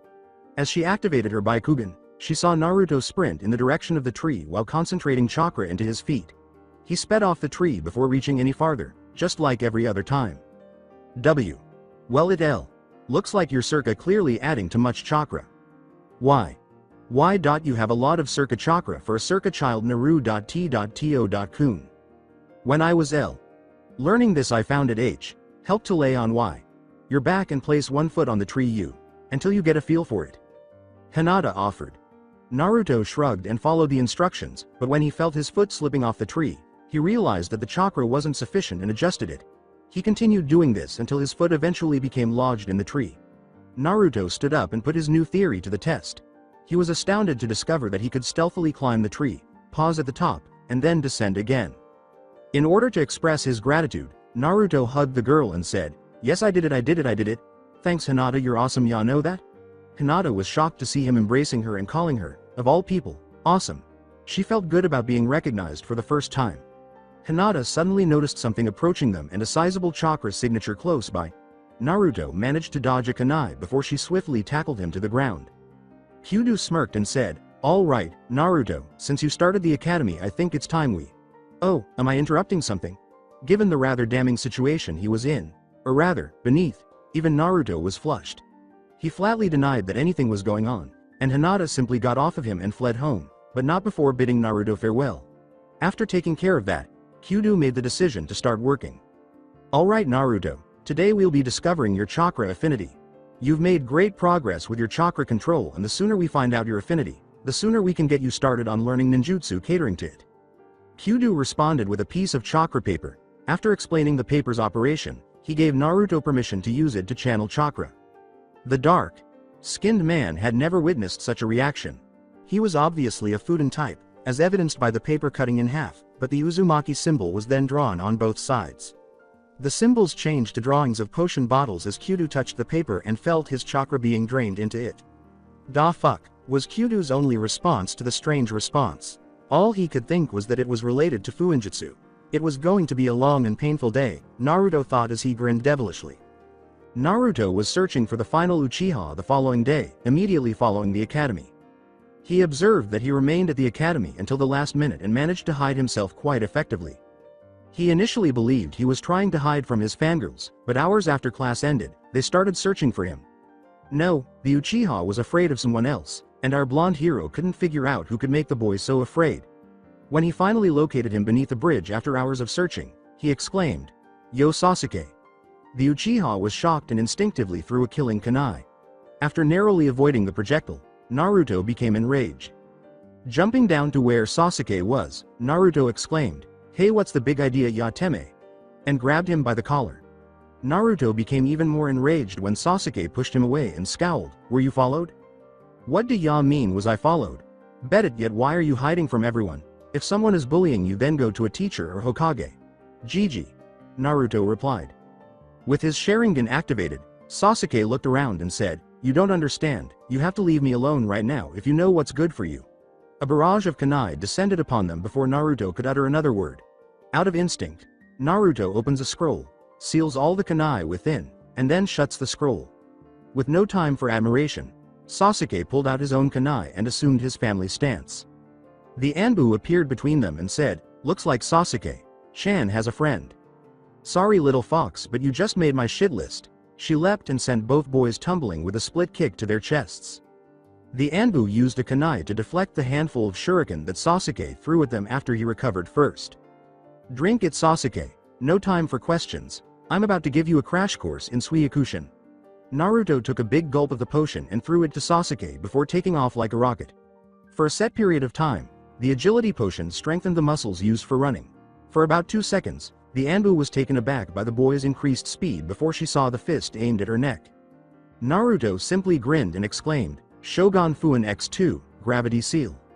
The Anbu then discovered that her arm was twice as heavy as usual, with the seal shining brilliantly on it. She threw Naruto aside and used her free arm to block the Uchiha's blows. She takes out a paintbrush and kicks the boy away.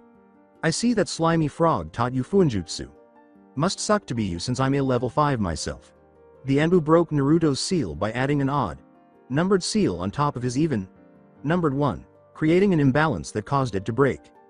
Now that she has her arm back, she opens her mallet and strikes Naruto into a building nearby. Sasuke drank the potion, figuring he had nothing to lose, and experienced its effects right away. The Anbu actually had to struggle to avoid the Uchiha's barrage of punches and aerial kicks as he rushed them. Sasuke took out a kunai and slashed at the Anbu, severing a few of her hairs in the process. As if flipping a switch, the Anbu accelerates and annihilates Sasuke with low, medium, and high kicks that the boy only saw as blurs. The Uchiha slammed into the ground and fainted after a final axe kick.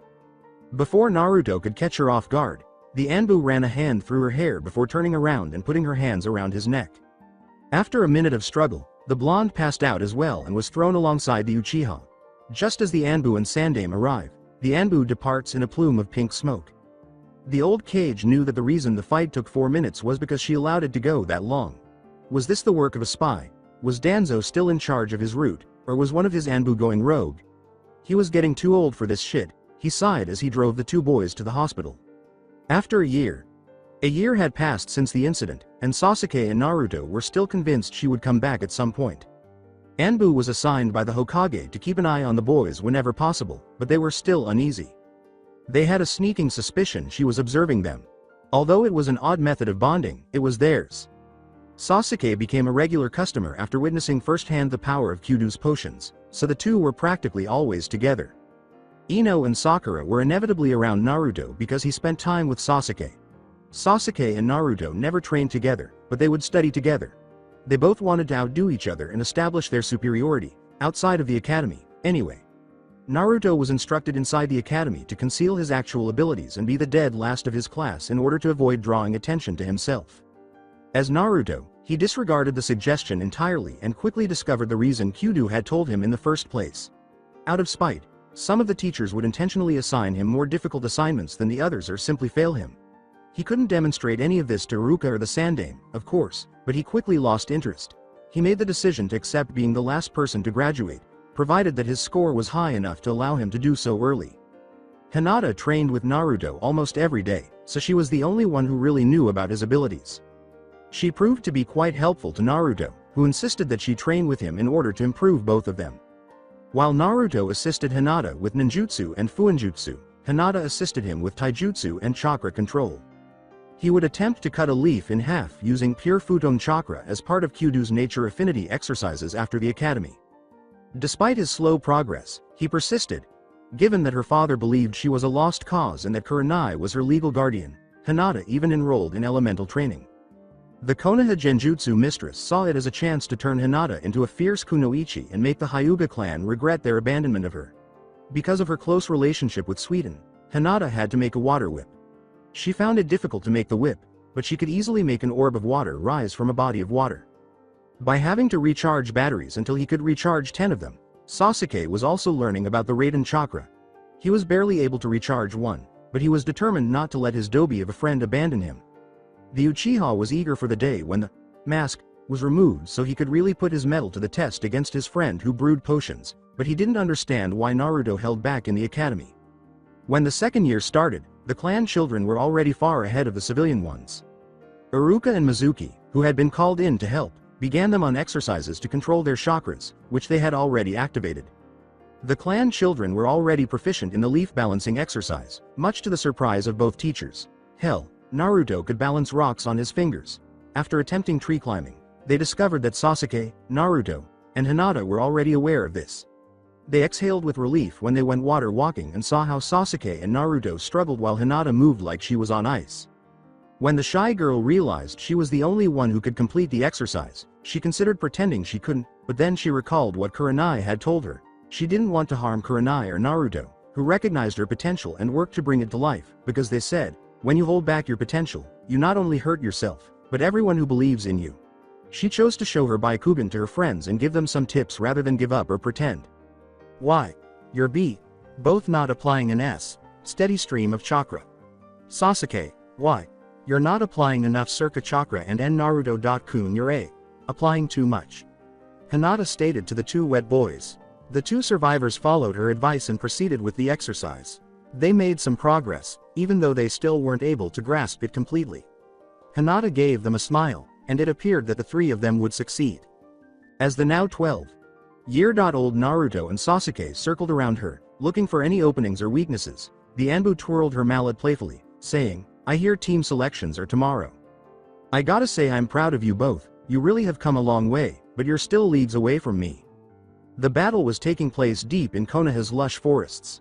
It was strange that she didn't have to fear other Anbus pursuing her after surrendering to the Sandaime. Despite frequently having their asses handed to them, the two began to see her as the big sister they never had because they would see her strolling around the village as if she were just a regular person. She was a constant in their lives, enigmatic, playful, and most importantly, helpful. They improved slightly every time they battled her, and it was evident almost immediately. As he went through the hand seals, Naruto and Sasuke both took out a potion.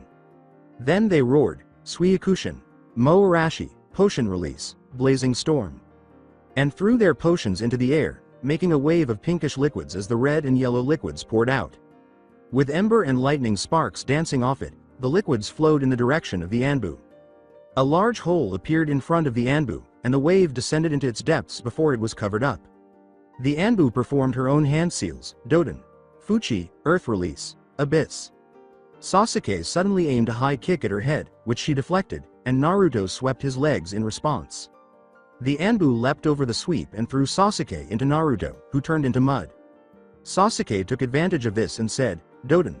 Doryuha, Earth Release, Earth Flow Wave." The Uchiha created a wave using the mud from the clone in the earth, which he rode and attempted to use to crush the Anbu.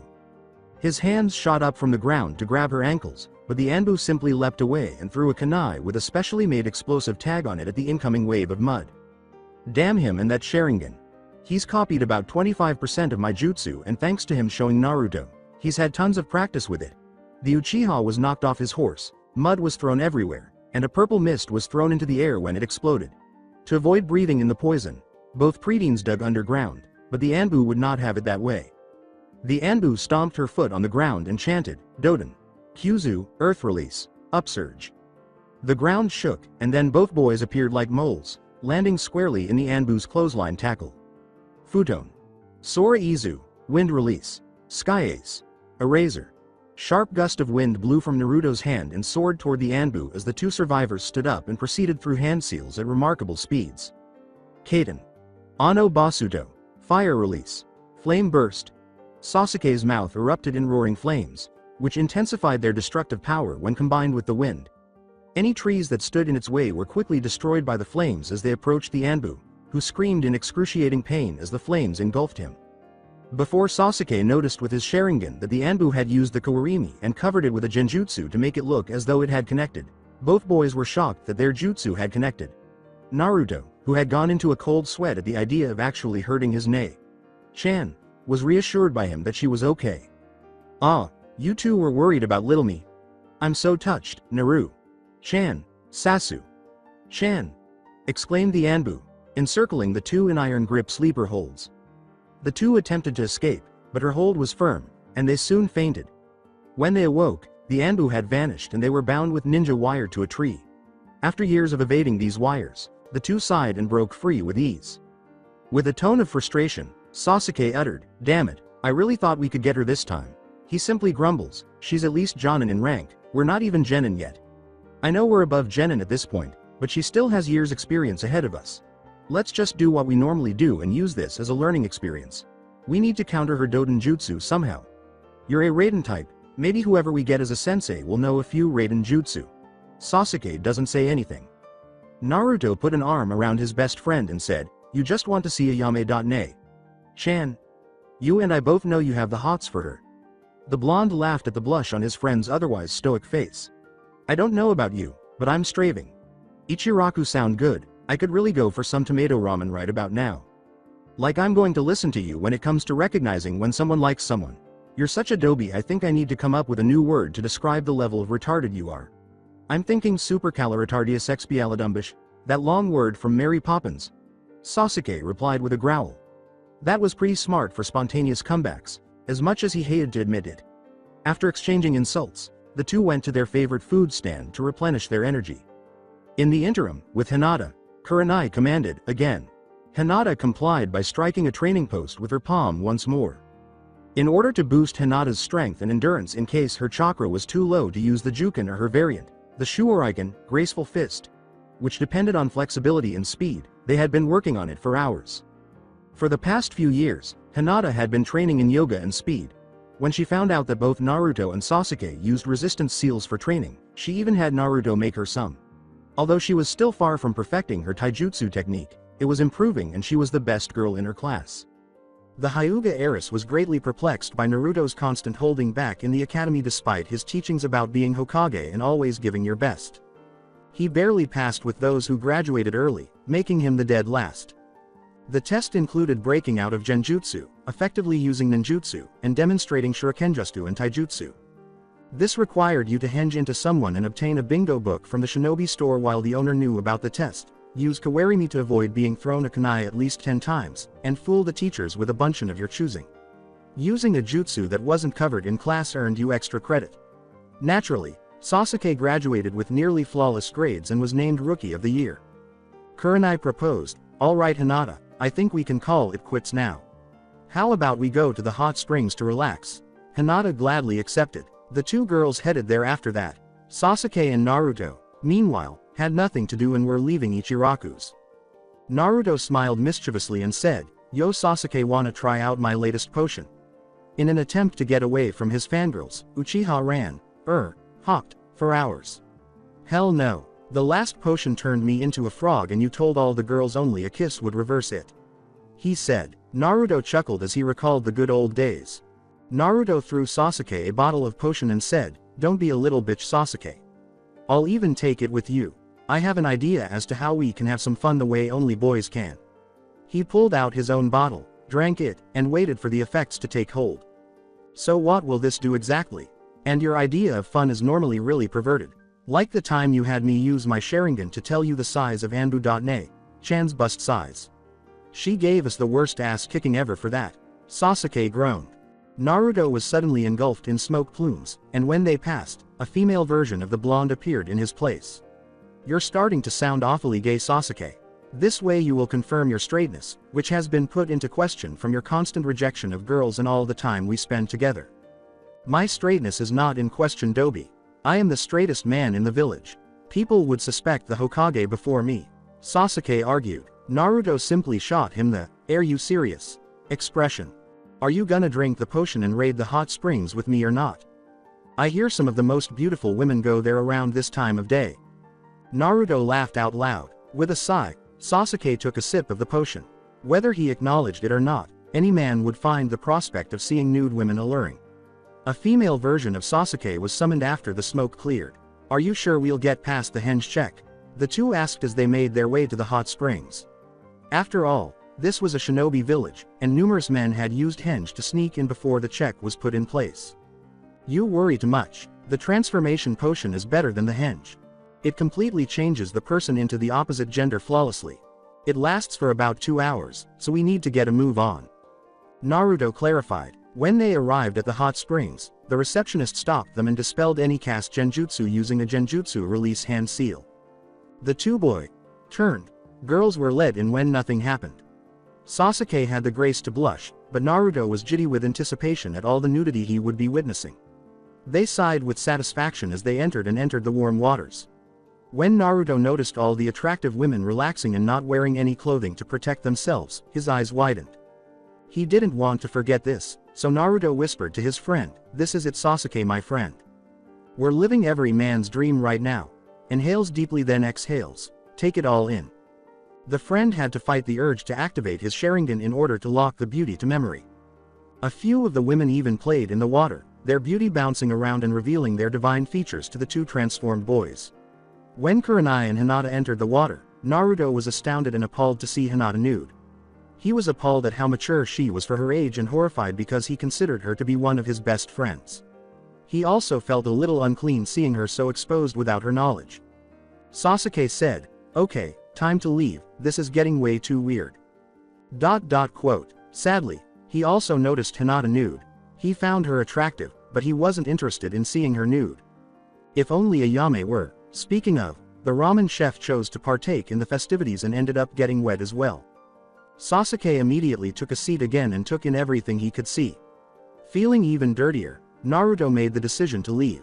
The two boys clapped their hands and said, "Done." Without saying another word, and not a second too soon, the female Anbu decided to take a dip in the hot springs. The potions wore off and turned them back into boys just as they were about to leave. That was awesome until it got weird. Is it bad I can't get Hinata? Chan, Ayame.ne.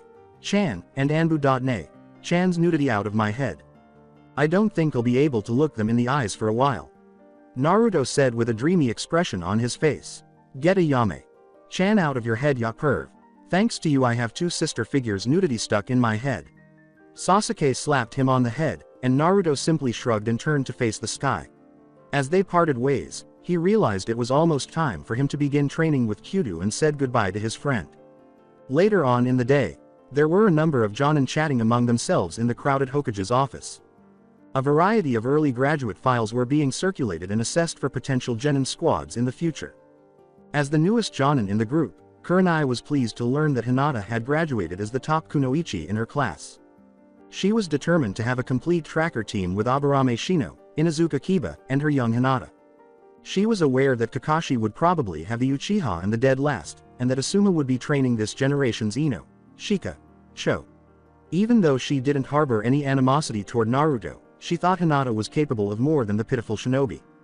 Based on his grades, he would probably be sent back for remedial training because he barely made it.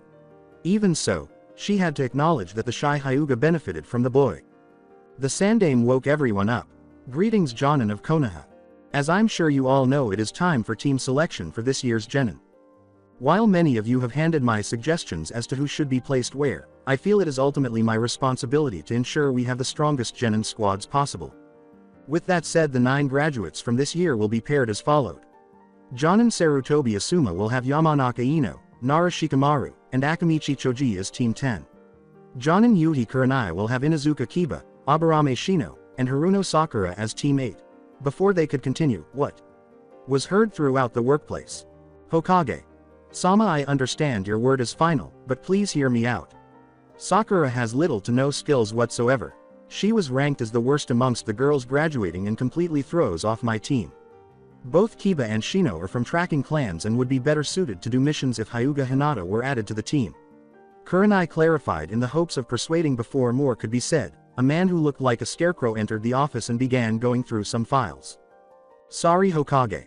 Sama, I was busy spying on the recent graduates to see who would serve best on my squad. That is if they can pass my test. Kakashi replied. They all shrugged and carried on with the meeting since nobody could tell if he was telling the truth or not.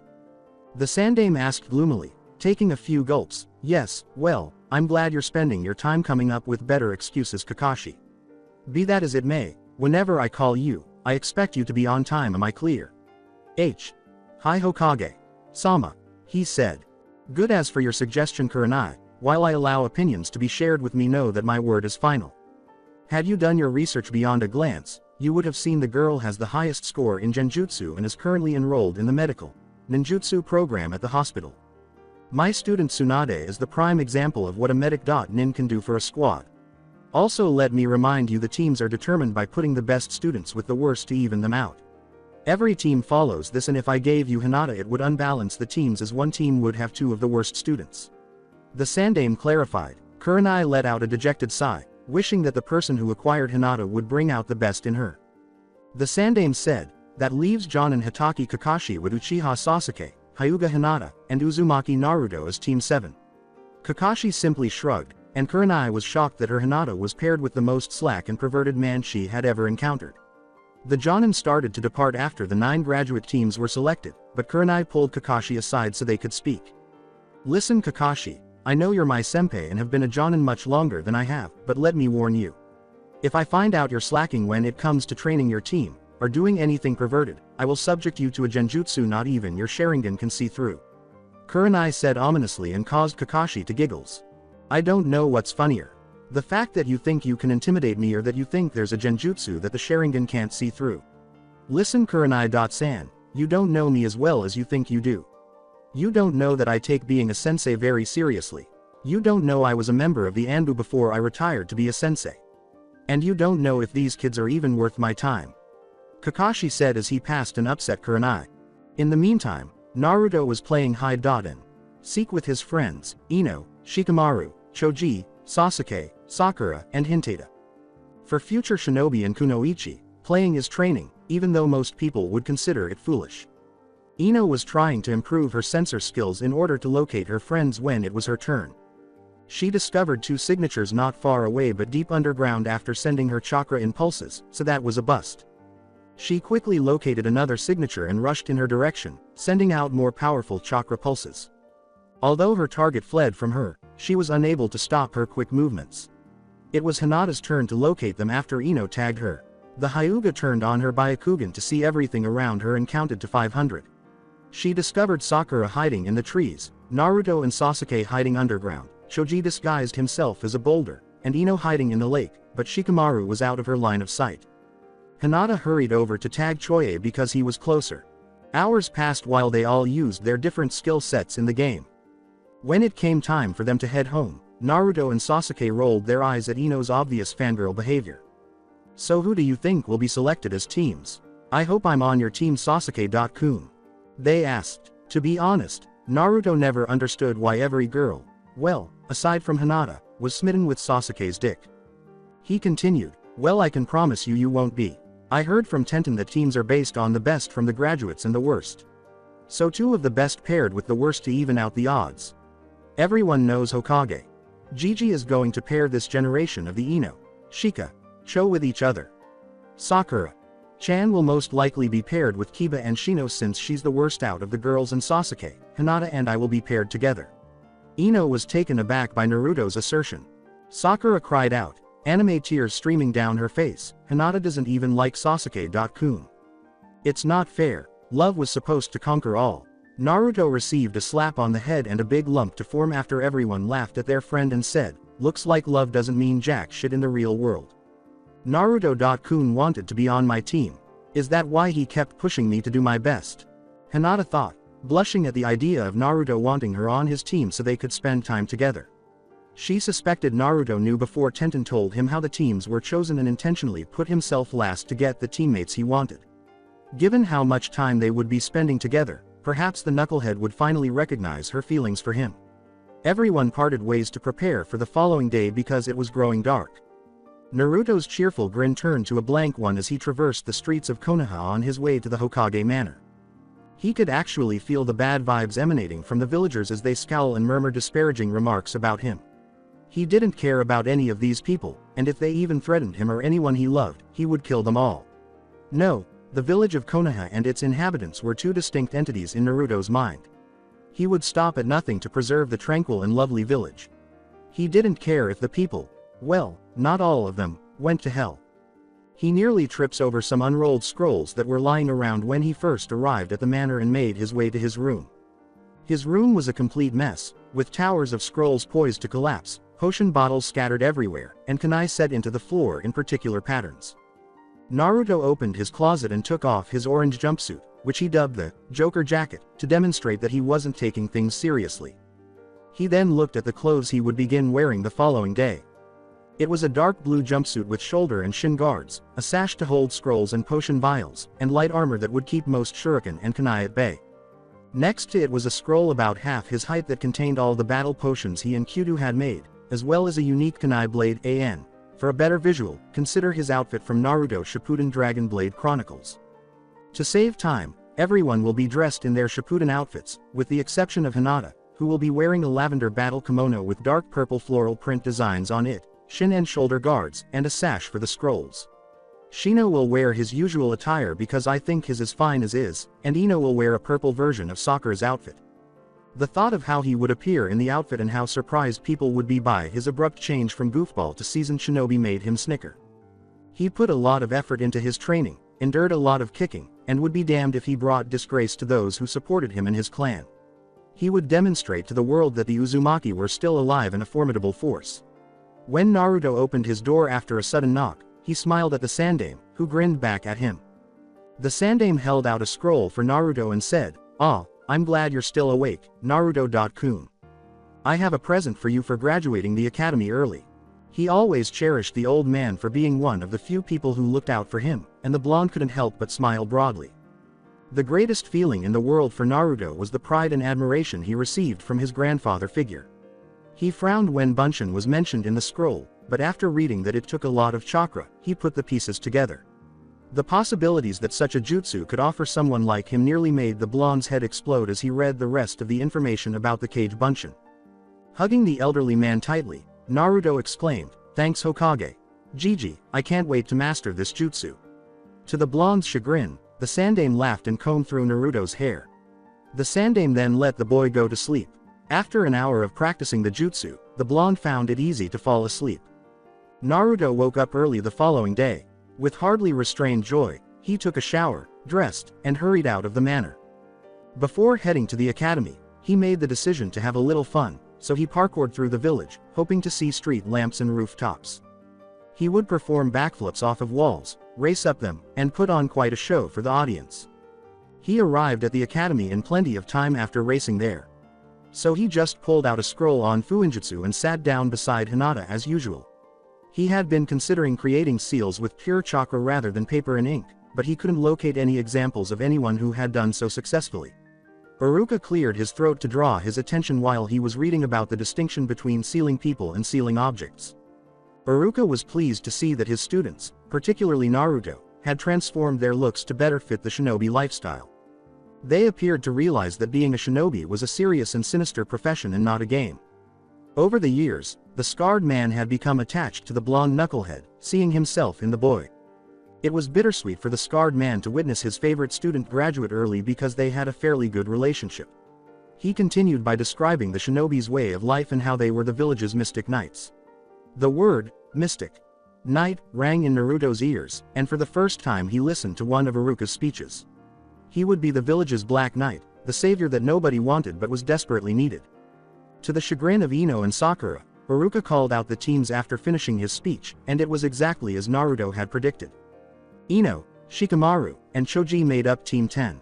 Sasuke, Hinata, and Naruto made up Team 7, while Kiba, Shino, and Sakura made up Team 8. The senseis from the other teams came and went as the hours passed.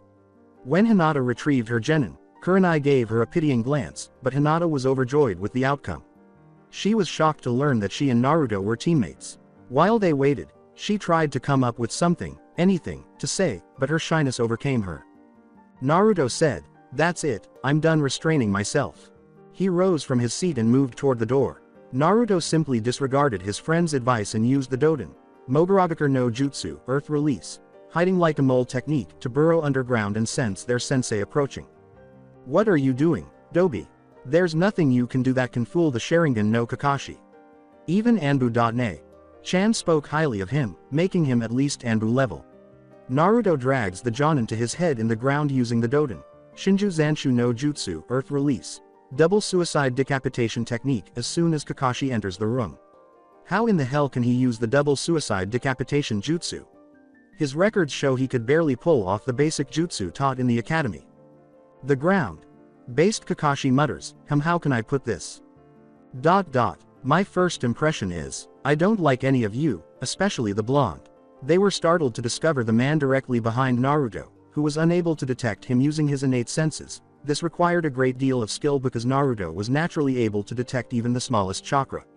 After that, they all shunshin up to the roof, once more astound the Jonin with their individual prowess.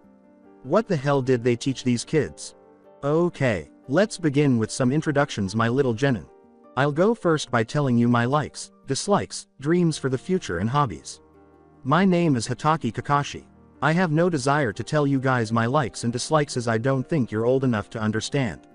Dreams for the future, I have lots of hobbies of the shinobi variety. Kakashi spoke with a grin on his face that made of them start to sweat. All we learned was his name. I was hoping to get some more information out of him. Naruto glared at Kakashi when he said, "Your turn, blonde fox." Okay, my name is Uzumaki Naruto. I like training, cupped ramen, though I like Ichiraku ramen the best. I like Suiakuden, and all the friends have made. I dislike people who can't tell the difference between a kunai and the scroll it's sealed in, the 3 minutes it takes to cook cupped ramen and judgmental people who judge without getting to know you first. My dream is to surpass the Hokages and protect the sanctity of the village. The people can go screw themselves. Hobbies are watering plants, I guess.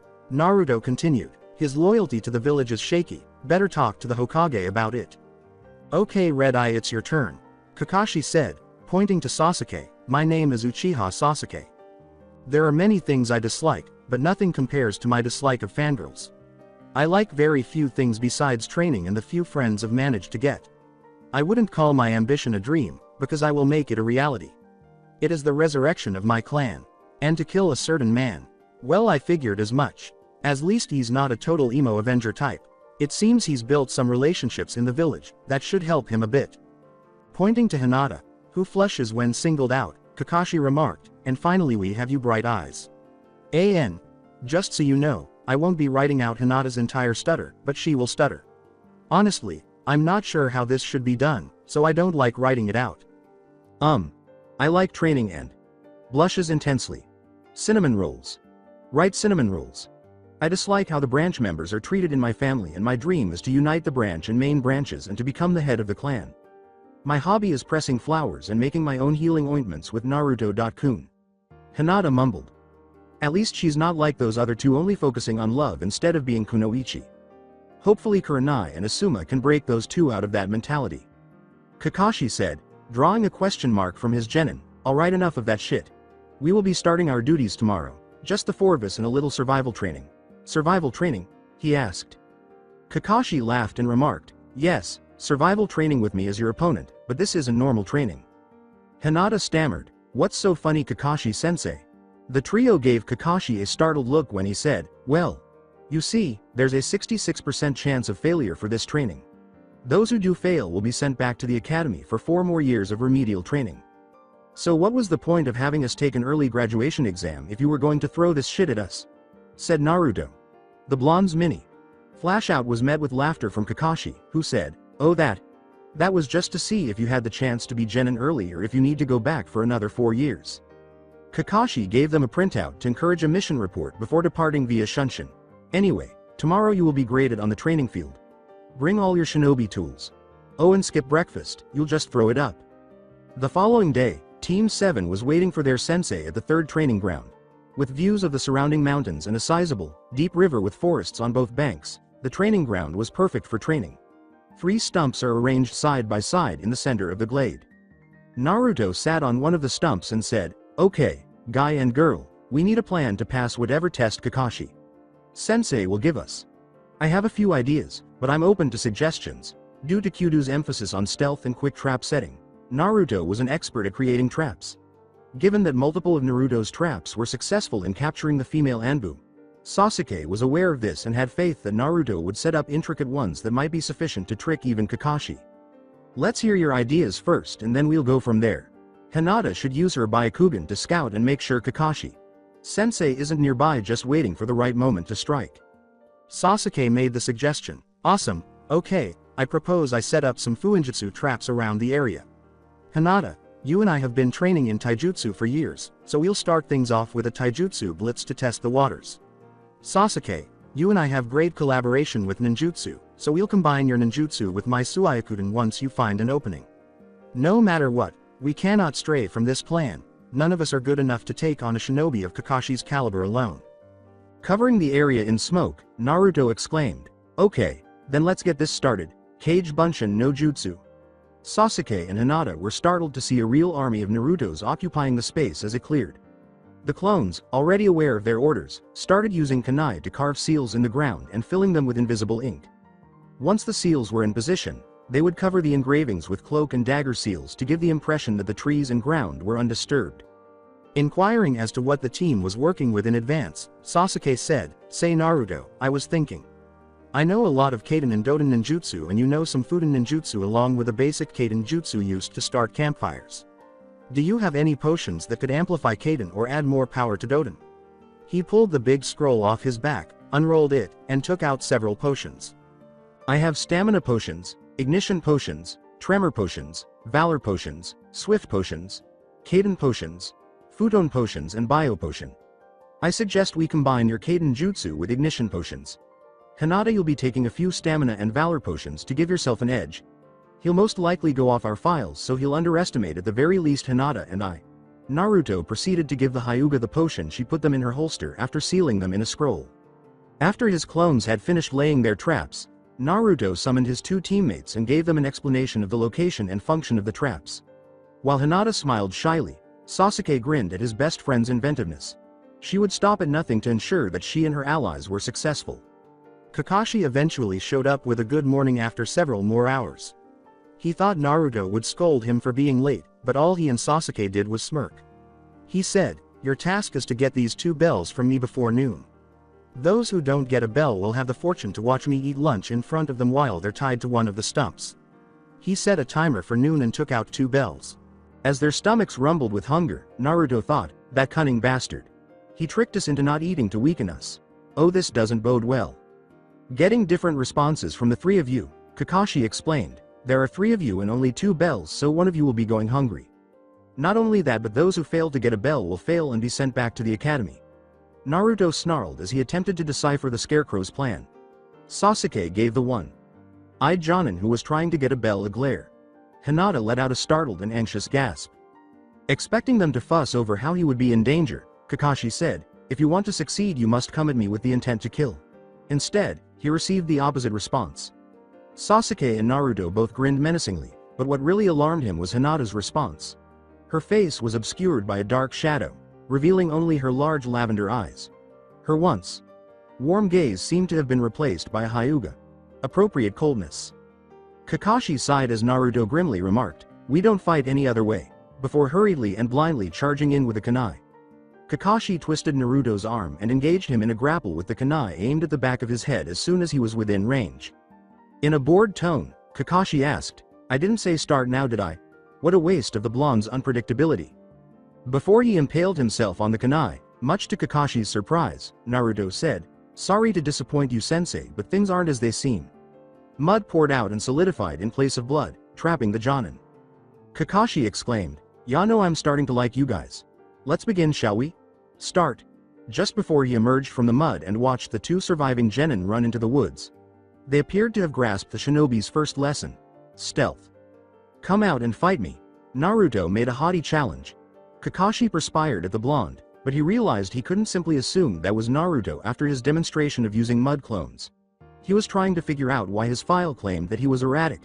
This indicated that he was aware of the shinobi's second lesson, which was deceit. The 3 were safely concealed in a big tree in the meantime. Sasuke nodded and turned on his Sharingan, hoping the clone would force their sensei to use a jutsu or 2. "Alright, so he's clearly faster than even Kyudo. Sensei. I doubt my clone can keep him distracted for long, so when you see an opening signal for Hinata and I to begin the blitz." Kakashi told the clone, "You're a little off." After insulting him, the clone hurried the Jonin, who reached into his pocket to retrieve something. Thinking that Kakashi was looking for a weapon, the clone came to a halt. After saying, "Shinobi fighting lesson number 1. Taijutsu. I'll teach you about it." Kakashi then produced an orange book. Not sure whether to be impressed or offended, the clone asked, "Huh? What's with the book? Is that Icha Paradise?" "Yes, it is. Are you a reader? I'm on a really good part and decided to read on it." "Don't worry about it, I doubt it'll make much difference against you guys." Kakashi responded. Rushing the Jonin, the clone threw a punch that was blocked and then a knee strike that was also blocked. After that, he kicked Kakashi in the head, which he dodged. The clone then attempted to strike the Jonin, but was perplexed when he only struck air. With his fingers in the tiger hand seal, Kakashi remarked, "A shinobi isn't supposed to be caught from behind baka." The trio watches the seal for fire ninjutsu with concern from their hiding places. Naruto would have been in grave danger if that had been him. Their sensei didn't seem to be playing around. "Senin Garashi, 1,000 years of death," exclaimed Kakashi, his eyes glimmering. Shortly after, he dispelled the clone after jabbing his fingers up his ass and sending him flying. Kakashi turned the page after giggling at a particular passage in the book. 2 shurikens shot out from the nearby lake and were aimed at the Jonin, who caught them with ease and without taking his eyes off his book. Kakashi was suddenly rushed by a number of clones that exploded from the forest and lake. The face of one clone in particular was dark. The clones descended upon Kakashi, who used one hand to dodge and dispel a few of them in a matter of seconds. However, after the fourth clone was dispelled, it exploded into mud, covering the Jonin in gooey mud. The dark clone was the only one remaining, and it appeared to be more intelligent than its siblings. He mixed mud clones with Cage Bunshin. How many clone justice does this kid know? It would either spin or bend out of the way and counter with quick palm strikes each time Kakashi tried to hit it. It dodged and struck back with quick palm strikes when Kakashi attempted a chop to the head. The clone was quick, so these hit dot and dot run strategies worked. The clone leaned back, grabbed the leg, launched a series of heel kicks at its stomach, and then backed away. Like two dancers, Kakashi and the clone moved to a ghostly rhythm that only they could hear. Kakashi grabbed the clone by the wrist and performed a knee elbow combo to the solar plexus and back after deciding he had had enough of the dance and putting his book away. When the smoke cleared, Hinata emerged, nursing her aching stomach, but the clone went proof. A pair of hands grabbed his ankles before he could capitalize, and Hinata hurled a potion bottle to the ground and released an almost undetectable vapor into the air. Sasuke's hands were in the tiger hand seal as he jumped from a tree. Sasuke exclaimed, "Kaden! Junetsu no Furutsu, fire release. Fruits of passion." He pounded his fists quickly, releasing plumes of fire one after the other, literally raining fire down on Kakashi. The raining fire threw balls of fire at the Jonin, and because of the vapor in the air, the flames turned into a massive explosion that shook the training grounds. What the hell were they teaching these kids? First Naruto can use Doton Ninjutsu and now Sasuke can use original Kaden Jutsu? Sasuke witnessed Kakashi and Hinata use the Kawarimi to flee thanks to his Sharingan. Naruto and Hinata materialized on either side of Sasuke, who grinned. After escaping the lethal combo, Kakashi was in a tree attempting to gather himself. He was unharmed but slightly singed. When he saw Naruto flash a hand seal, his eyes widened as he turned to face his students. A seal awoke behind him and let out a tremendous explosion. He was able to jump away just in time, but another trap seal was activated the moment he touched the ground. Numerous kunai were released by this trap and lodged in his chest, only to be exposed as a log. Time for the second sonata. All three of them grinned, took a potion, and vanished while Kakashi was busy dodging the traps. Kakashi smelled his students were approaching quickly after he had just avoided a fire seal trap.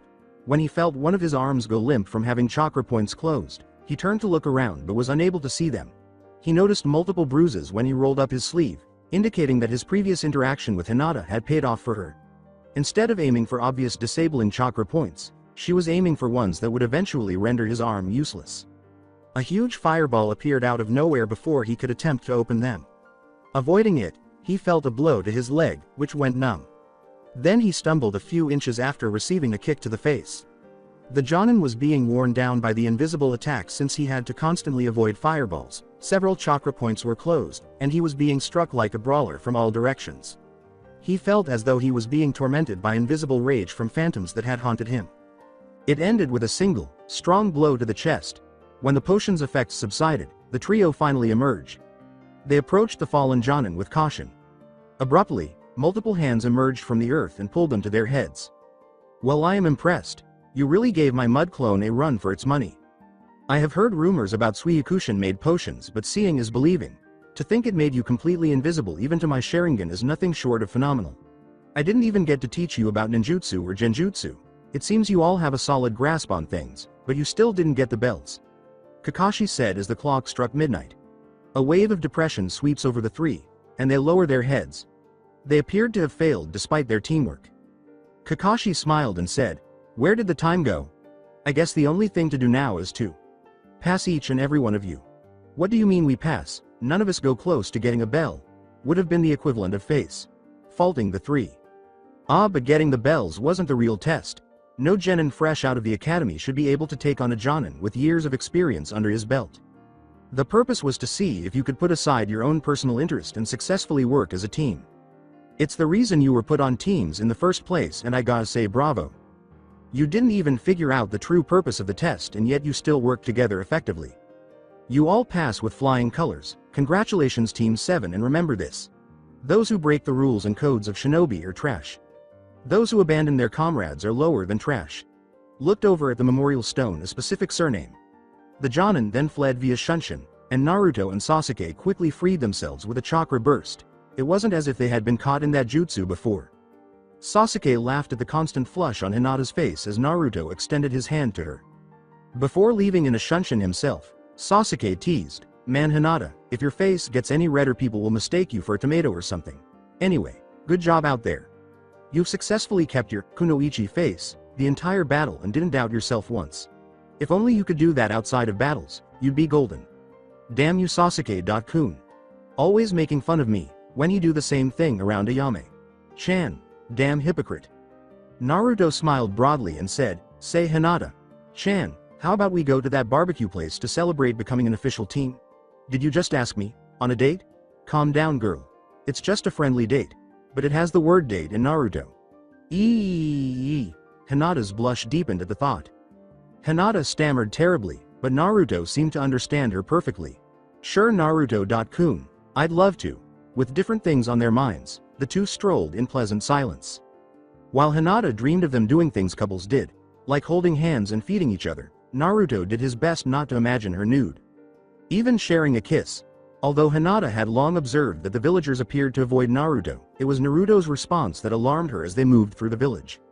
The cheerful boy she knew and had a major crush on was gone, replaced by a blank, stoic boy who displayed no emotion at all. When they arrived at the barbecue location, they noticed that teams 8 and 10 were already seated close to one another, laughing and sharing stories. The teams called Naruto and Hinata over to sit next to them as soon as they spotted them, saying, so much for alone time with Naruto. Ino wanted to see the boy she loved, so she asked, hey guys, where's Sasuke.kun? Nice to see you too Ino. Chan. He left because he couldn't stand the thought of being social, ya know how it goes. Anyway, how did you all do on your test? Naruto simply sighed at her. Ino felt deflated by Sasuke's absence, but he became more animated when their test was mentioned. Man, you should have seen us. We were like a well-oiled machine. I'll spare you the boring stuff and skip right to the action.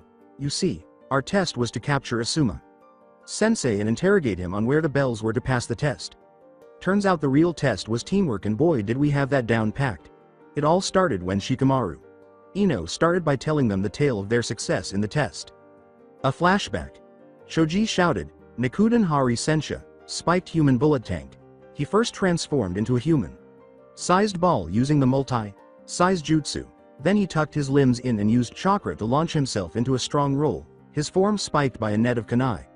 Asuma had a difficult time avoiding him because each time he did, Shoji would use chakra to move closer to him. Damn, I thought it was hard to turn with that jutsu. Shikamaru was hiding in the forest, where the shadows were the deepest, at the same time. Kageme no Jutsu, shadow imitation technique. He was closely monitoring Asuma's movements when he thought the Jonin was distracted. The Nara's use of the forest's shadows gave it a longer shadow, so he divided it in half to confuse Asuma. Asuma ducked just in time to avoid being caught as the shadows crept toward her. They pursued him for a while before retreating back to the Nara after reaching their breaking point.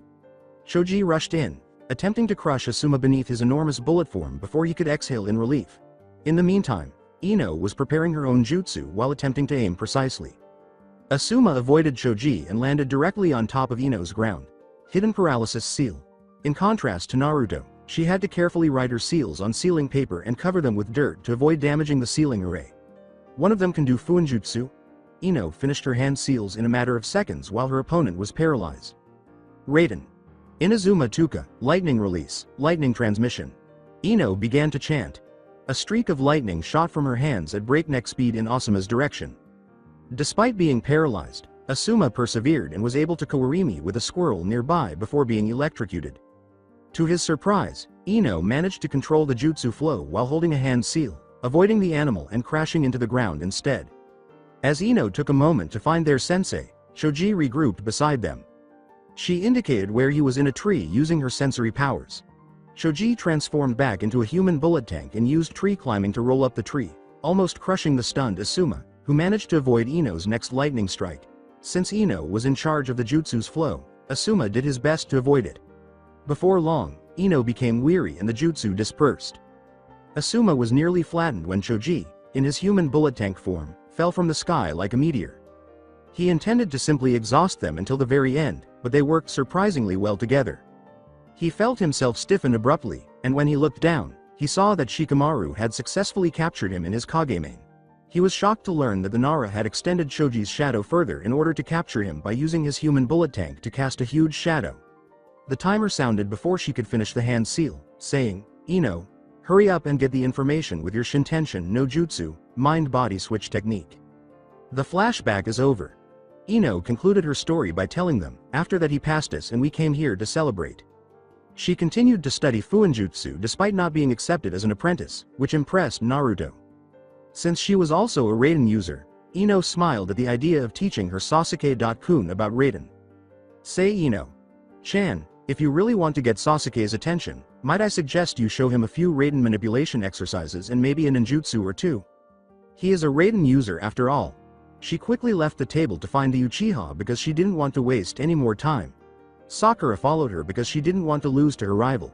She was a Kaden user herself, which she knew most Uchihas were. He would cherish his heritage above all else. She also knew a few Kaden jutsu thanks to the library. Before their meet arrived, everyone laughed at the two girls and had a good time. It felt good to be among people who truly enjoyed each other's company, and the food was excellent. To preserve such moments was what Naruto worked so hard to achieve. There were times when friends could just be friends without worrying about anything. Everyone went their separate ways after finishing their meals and Kiba stopped boasting about himself. Kakashi showed up as Naruto was heading home and informed him that the Hokage wanted to see him. As he made his way to the academy, Naruto repressed his negative feelings in response to the vile looks he encountered. Even though they weren't overt and he couldn't see them, he could sense their presence. Something begged him to strike out, to make them feel bad about what they had to endure every day, but he disregarded it and went on to the academy. When he arrived, he greeted Kikyo, who grinned and led him into the office. Naruto wondered how the Sandame managed to finish all of his paperwork so fast while he was working on a complicated sealing array. The Sandame said affectionately, "Ah Naruto, come and sit with me my boy." Gazing at the sealing array the old man was working on, Naruto simply shrugged and followed instructions. "So what's up Gigi?" As Naruto looked at the seal, bewildered, the Sandame said, "I'll get to that in a minute, Naruto-kun. But first a lesson in Fuinjutsu. You see this seal? This is the seal used to hold a Biju inside a Jinchuriki. Can you tell me what you see?" Even though he was only at level 3 right now, he could already see that the seal was weak at best and almost useless at worst. Whoever made it is a real amateur. They placed an odd number over an even-numbered sealing array. The containing seal isn't done properly. I'd say this seal would break at worst and allow the Biju to manipulate the host at best. "Why is this important?" replied Naruto. Although he was not yet a seal master, he was somewhat knowledgeable about Biju and seals. The Biju could control its host to the extent of the seal's weakness if it was even slightly compromised. He was also aware that creating a seal that was strong enough to hold a Biju required months or even years of preparation, depending on the Biju. His own seal was one of the many prepared for such an emergency in most villages. This seal is currently being used to contain Shikaku, the Ichibi of Sanagakure. I had one of my students sneak into the village and copy the blueprints of their seal to compare it to yours. It is clear our seal is superior, but thank you for making my point more clear. Their current Jinchuriki is berserk due to the way the villagers treat him, yes, but also because of his tenant. I was told how you feel about the villagers Naruto-kun. The Sandame clarified. Don't try and convince me that their fear is clouding their judgment and they're all good people underneath all that. I'm an innocent in this situation. I didn't ask to be a Jinchuriki and yet they treat me like I did. They treat me like I don't exist, and worse, some of them wanted to kill me. Instead of getting over their grief and fear, they chose to pretend it doesn't exist by ignoring me. Why should I be the bigger person and forgive them? I'm 12, they're grown-ass adults. Naruto yelled and let out all of his anger as tears welled up in his eyes about to fall. I'm not asking you to forgive them, Naruto, just to look at things from their perspective. Think about when you used the Kyuubi's chakra the time you were attacked. How did it make you feel? The Sandame responded. Naruto, recalling the terrifying event all too well, remarked, "It made me feel powerful and yet I felt an uncontrollable rage. Like I had lost myself to my anger and would destroy anything in my way. It felt terrible, as if the chakra stood for all the rage and anger he had repressed in his life."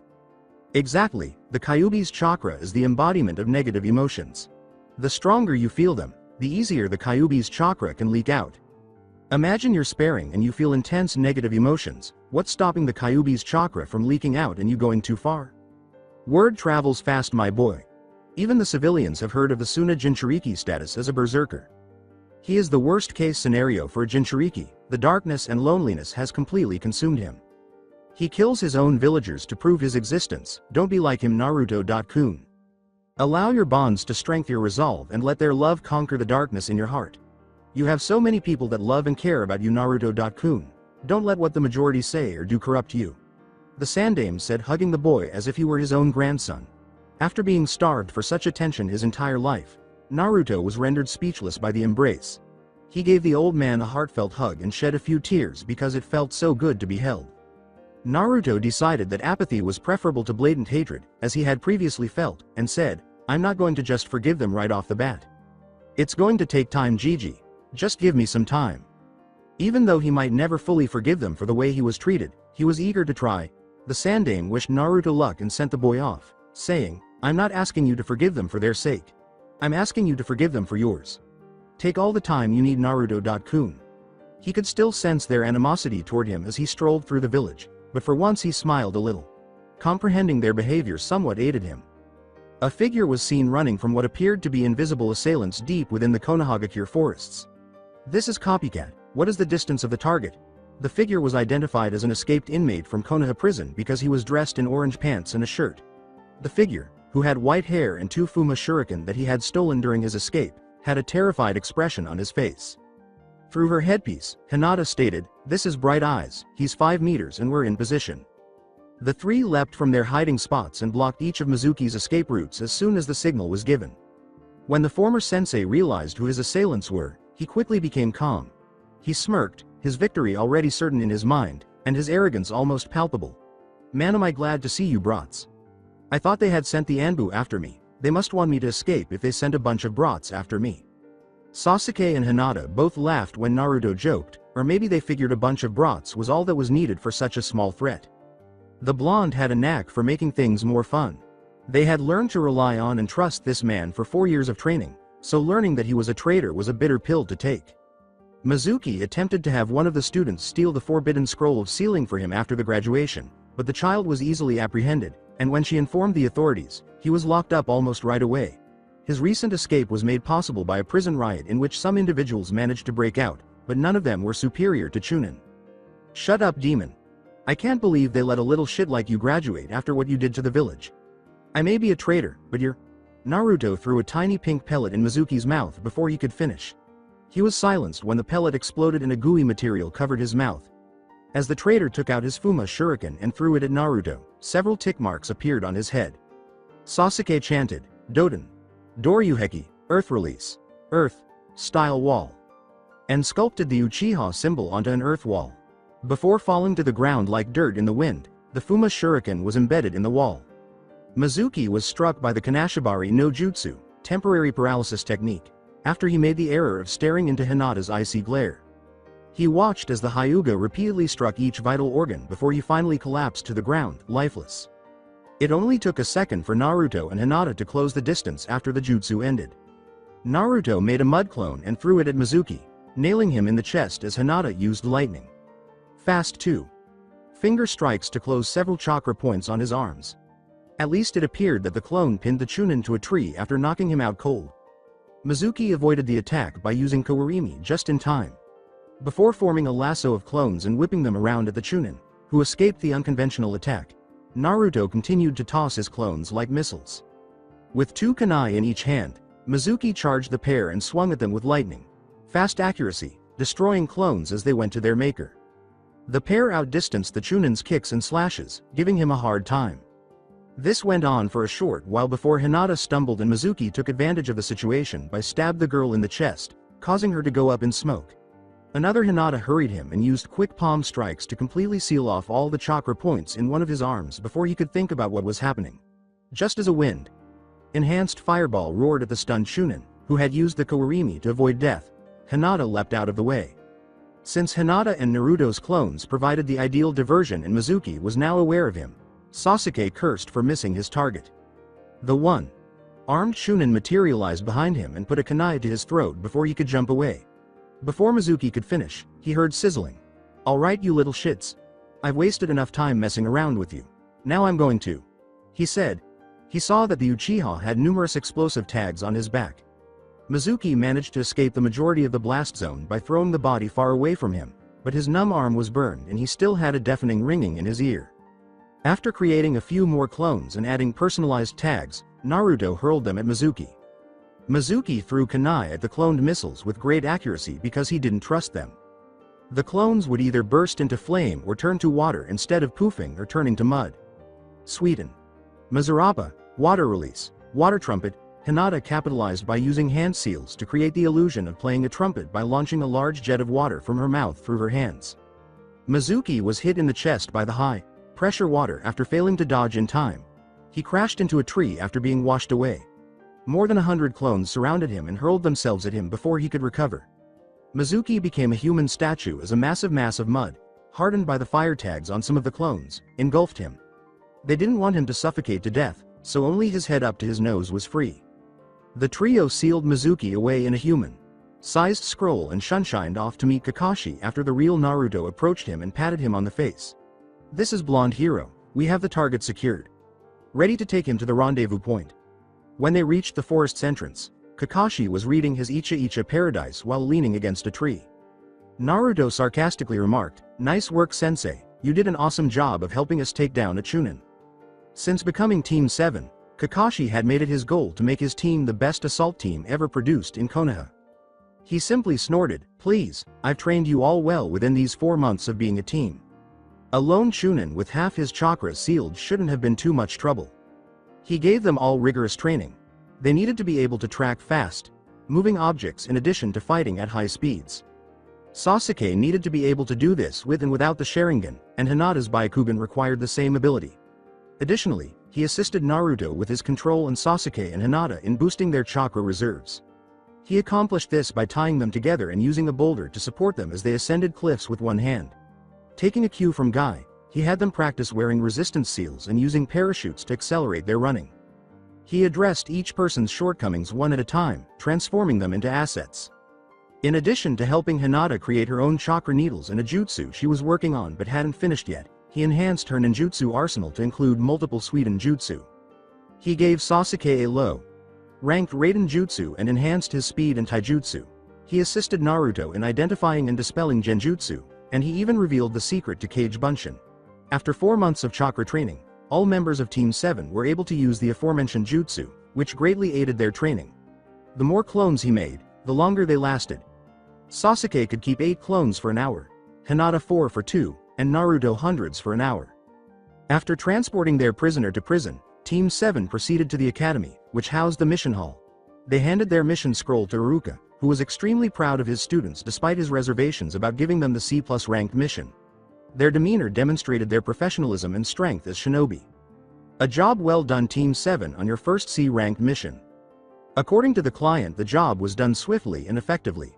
Even though you've only been activated for 4 months, I feel this team is ready for its next C-rank mission," the Hokage stated, with Team 7 beaming with pride.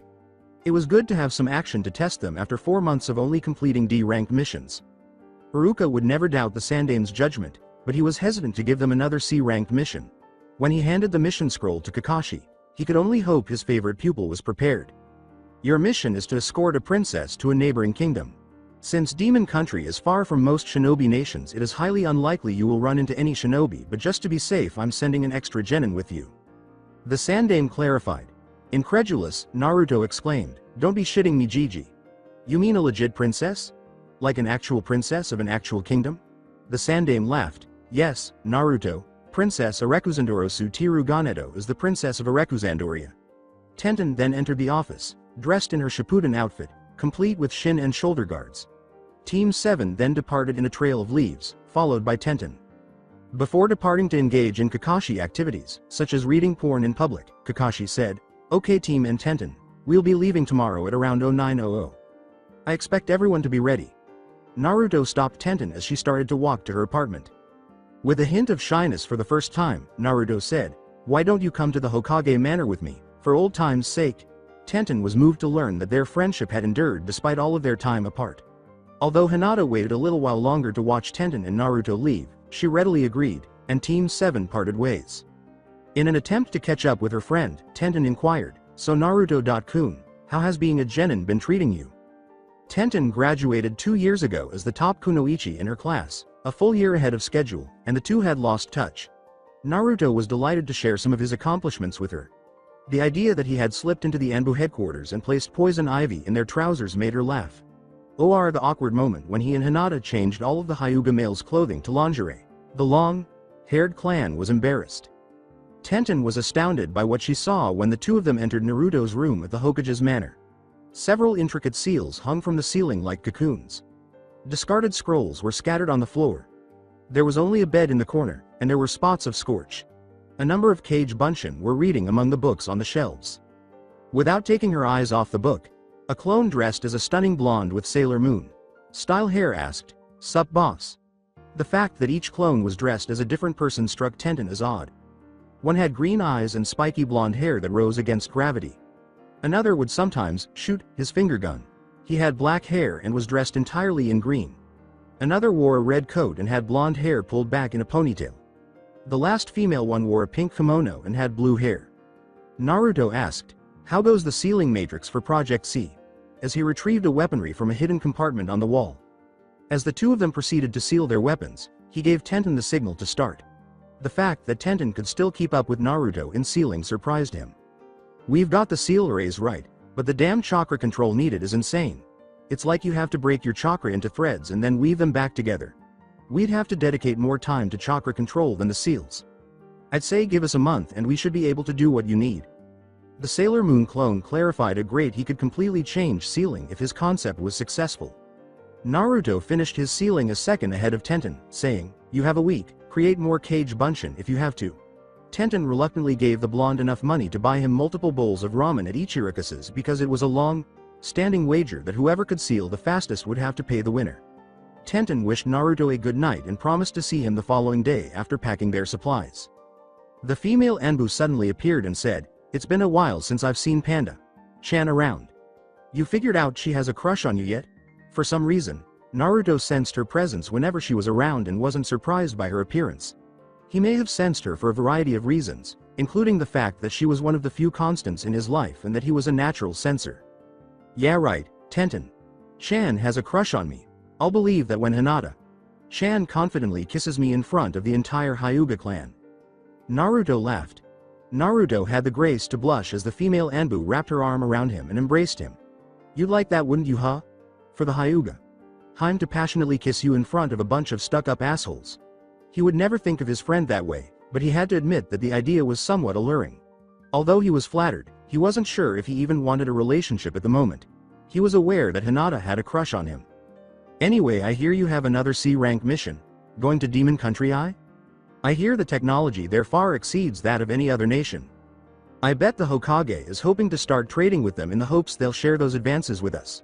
With that being said, don't fuck up," the female Anbu yelled. Thinking that his Chan could be frightening when she felt like it, Naruto quickly shook his head.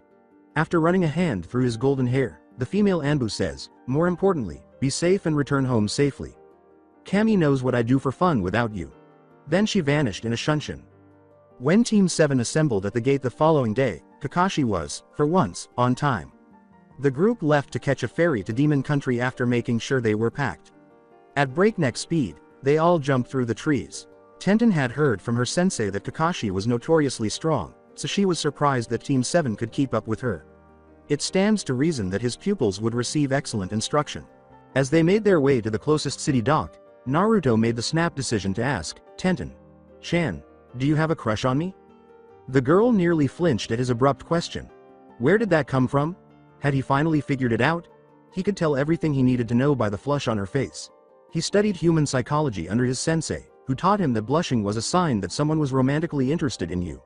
If it weren't for the fact that Hinata blushed around people and was bashful outside of combat, he would have suspected her. However, it was more intense around him, so there was that. "Just curious is all. We can talk more about it on the ride to Demon Country," said Naruto. Tenten simply nodded her head and made an effort to concentrate on the task at hand, but her anxiety was causing her heart to race.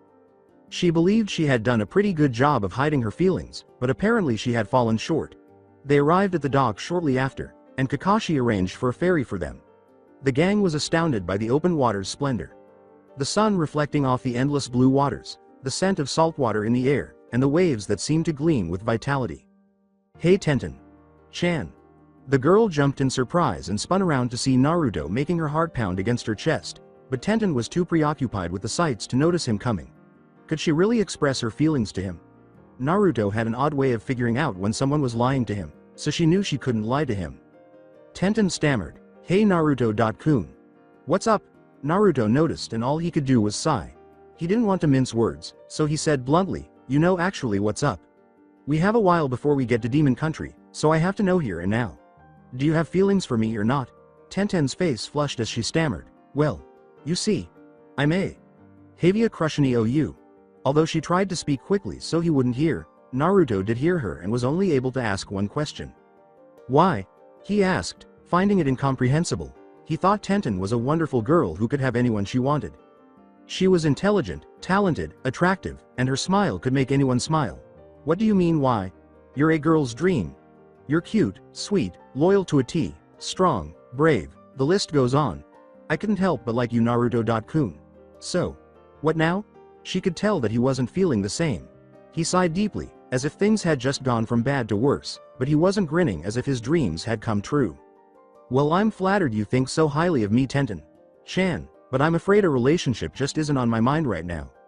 I have too many goals to achieve, too much on my plate to pencil a relationship into it. I feel I'm too young to think about relationships at the moment. I think it'd be best if you looked for another," Naruto said as honestly as he could. Although he knew it was unavoidable, he didn't want to harm his friend. "So there's no hope?" Tenten asked, wiping away a few tears that had fallen from her eyes. "I didn't say that. I'd be lying if I said I didn't think you were a great girl and definitely girlfriend material. I'm just not looking for a relationship right now. Enough of this depressing conversation though. How's about I show you a few seals I've been tinkering with?" Naruto asked in an effort to alter the atmosphere as he was known to do. Tenten shook her head in agreement and giggled through her tears. Along the way, the two visited the rooms and talked about Fuinjutsu. Meanwhile, with her Baikugan, a certain Hyuga had witnessed everything. She used it to read people's lips, but if they asked, they thought she was practicing her range. Although she was a little disheartened that Naruto wasn't interested in dating, it only gave her more time to win his affection. Hinata had always been a timid and frail young woman. Despite her training, Kakashi still experienced shyness episodes. Hinata loved Naruto more than Tenten did because he showed her that she was capable of strength. With his positive outlook, helpful demeanor, and words of encouragement, he awakened something inside of her that she was unaware of, and the best part was that she could release it even without him. Hinata spent years searching for her own strength because Naruto instilled in her the belief that strength must originate from within and not from outside sources during their time together. She would constantly claim that Naruto was the reason she discovered it, but it was her own strength, not Naruto's. His strength was far superior. Sasuke simply relished the sight of the fairy passing by. It was a pleasant diversion from the continual thoughts of murdering his brother or the fear of being ambushed. Ironically, he hadn't had many revenge plots lately because Naruto kept him occupied with training and practical jokes, which left him with little time. It caused him to consider more than just retaliation for his future. Other than killing Itachi, what else did he want to do? In a way, it only made sense that he might end up becoming a hunter. Nin. He could legally hunt down his brother and other noob. Nin and get paid if he became a hunter. Nin. Indeed, the final Uchiha appeared to have a bright future. They finally made it to Demon Country after several days at sea. Their destination was situated atop tall mountains to the south. After asking around, Kakashi learned that the only way to get to the city was by airship. It was merely one of Demon Country's innovations that prompted other countries to look for partnerships with it. They maintained their neutrality for the most part, but for some reason they broke it and turned to Konoha for assistance. The group traveled to the airship docks and paid for a visit to Rindoburmu's Recency. The flying ship's ascent above the clouds left the team in complete awe.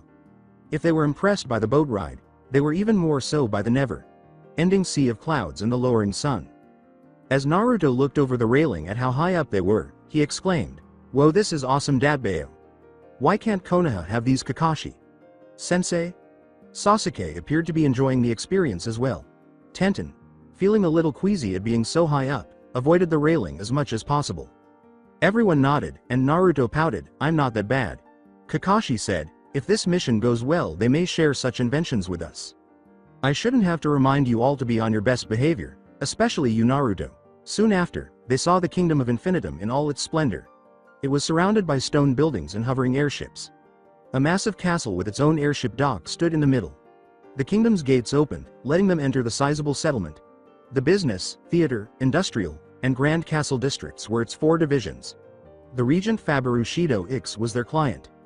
When the ship docked inside the castle, Kakashi presented the mission scroll to the guards, who were then led to the upper floor, where the regent lived.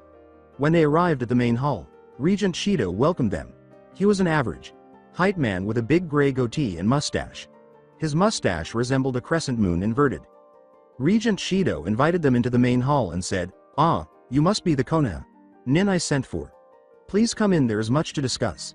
After introducing themselves and seating everyone, the regent started discussing their actual purpose. Regent Shido shocked the assembled shinobi by saying, "I know it is unwise to lie about a mission to a shinobi, but I'm afraid I had no choice. Your mission isn't to escort the princess to my kingdom but to kidnap her and bring her here." The mission was elevated to at least a B rank if it was actually a kidnapping rather than an escort. "Why would you knowing lie about the details of the mission? We have every right to leave under the circumstances," Kakashi replied with a narrowed eye. Lying to clients was the one thing he detested the most. In their line of work, spreading false information can be fatal. "You are correct, Shinobi-san, but then any hope of gaining my country's technology will be lost to your village. My kingdom is the leading force behind airships, and should you complete this mission, not only will I give you an airship, I will give you blueprints to building your own." "I know this is rather underhanded of me, but I am desperate," the regent responded.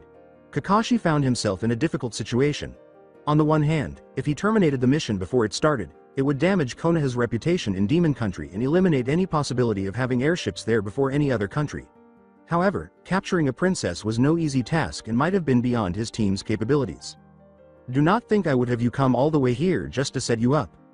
You will go to the kingdom of Arekuzandoria under the guise of actors in a play called I Want to Be Your Canary. It is a rather popular play. People from the theater district are well aware of the plan and will assist you in memorizing your lines and assigning roles for each of you. While the play is going on, I want you to sneak into the princess room and abduct her and bring her here. No one will suspect shinobi since you won't be wearing your headbands." The regent further explained. It was a good plan, and Konoha wouldn't be held accountable if they were discovered. "Sigh. It seems you have it all planned out. Hokage Sama would have my head if I didn't accept such a mission." Kakashi gave in. That pleased the regent, who ordered his guards to lead the team from the castle to an air taxi that would take them to the theater district. "I hope we make it in time. I fear what the queen has in store for you, Ganeto," the regent said, gazing out the window into the ever-expanding sky. Naruto was extremely anxious on the day of the play. They had been practicing lines and trying to sound as convincing as they could for a week. Whether the play was a huge success or not, the entire plan depended on it. The main character, Naruto, was a peasant who fell in love with Princess Corellina, also known as Hinata. Kakashi and Sasuke portrayed Naruto's friend who betrays them and sides with the tyrant King Leo, who was the princess's father. Tenten served as one of the king's goons, while Naruto's shadow clones, who were changed into ordinary-looking individuals, performed the other two roles. The entire performance took place on a theater ship, which is a massive airship with a deck dedicated to theatrical performances. To make sure he didn't make any mistakes, Naruto reviewed his lines one last time. It didn't help their situation either that they would be performing in front of thousands of people while also attempting to kidnap a princess. Hinata approached him and grinned, saying, "You'll do fine, Naruto-kun. I should be the one nervous. You know I have a problem with my stutter." The director called for everyone to take their places before he could speak. As the curtains went up, the first scene began. Sasuke and Naruto's clones entered as the lights came on. Sasuke went blank as soon as he noticed that everyone who was applauding had stopped and was just staring at him. "Bereft of father, bereft of mother, Naruto, thou hast lost even thy love," said Sasuke. Since he was a shinobi and had thoroughly studied his lines with his Sharingan, this should be simple.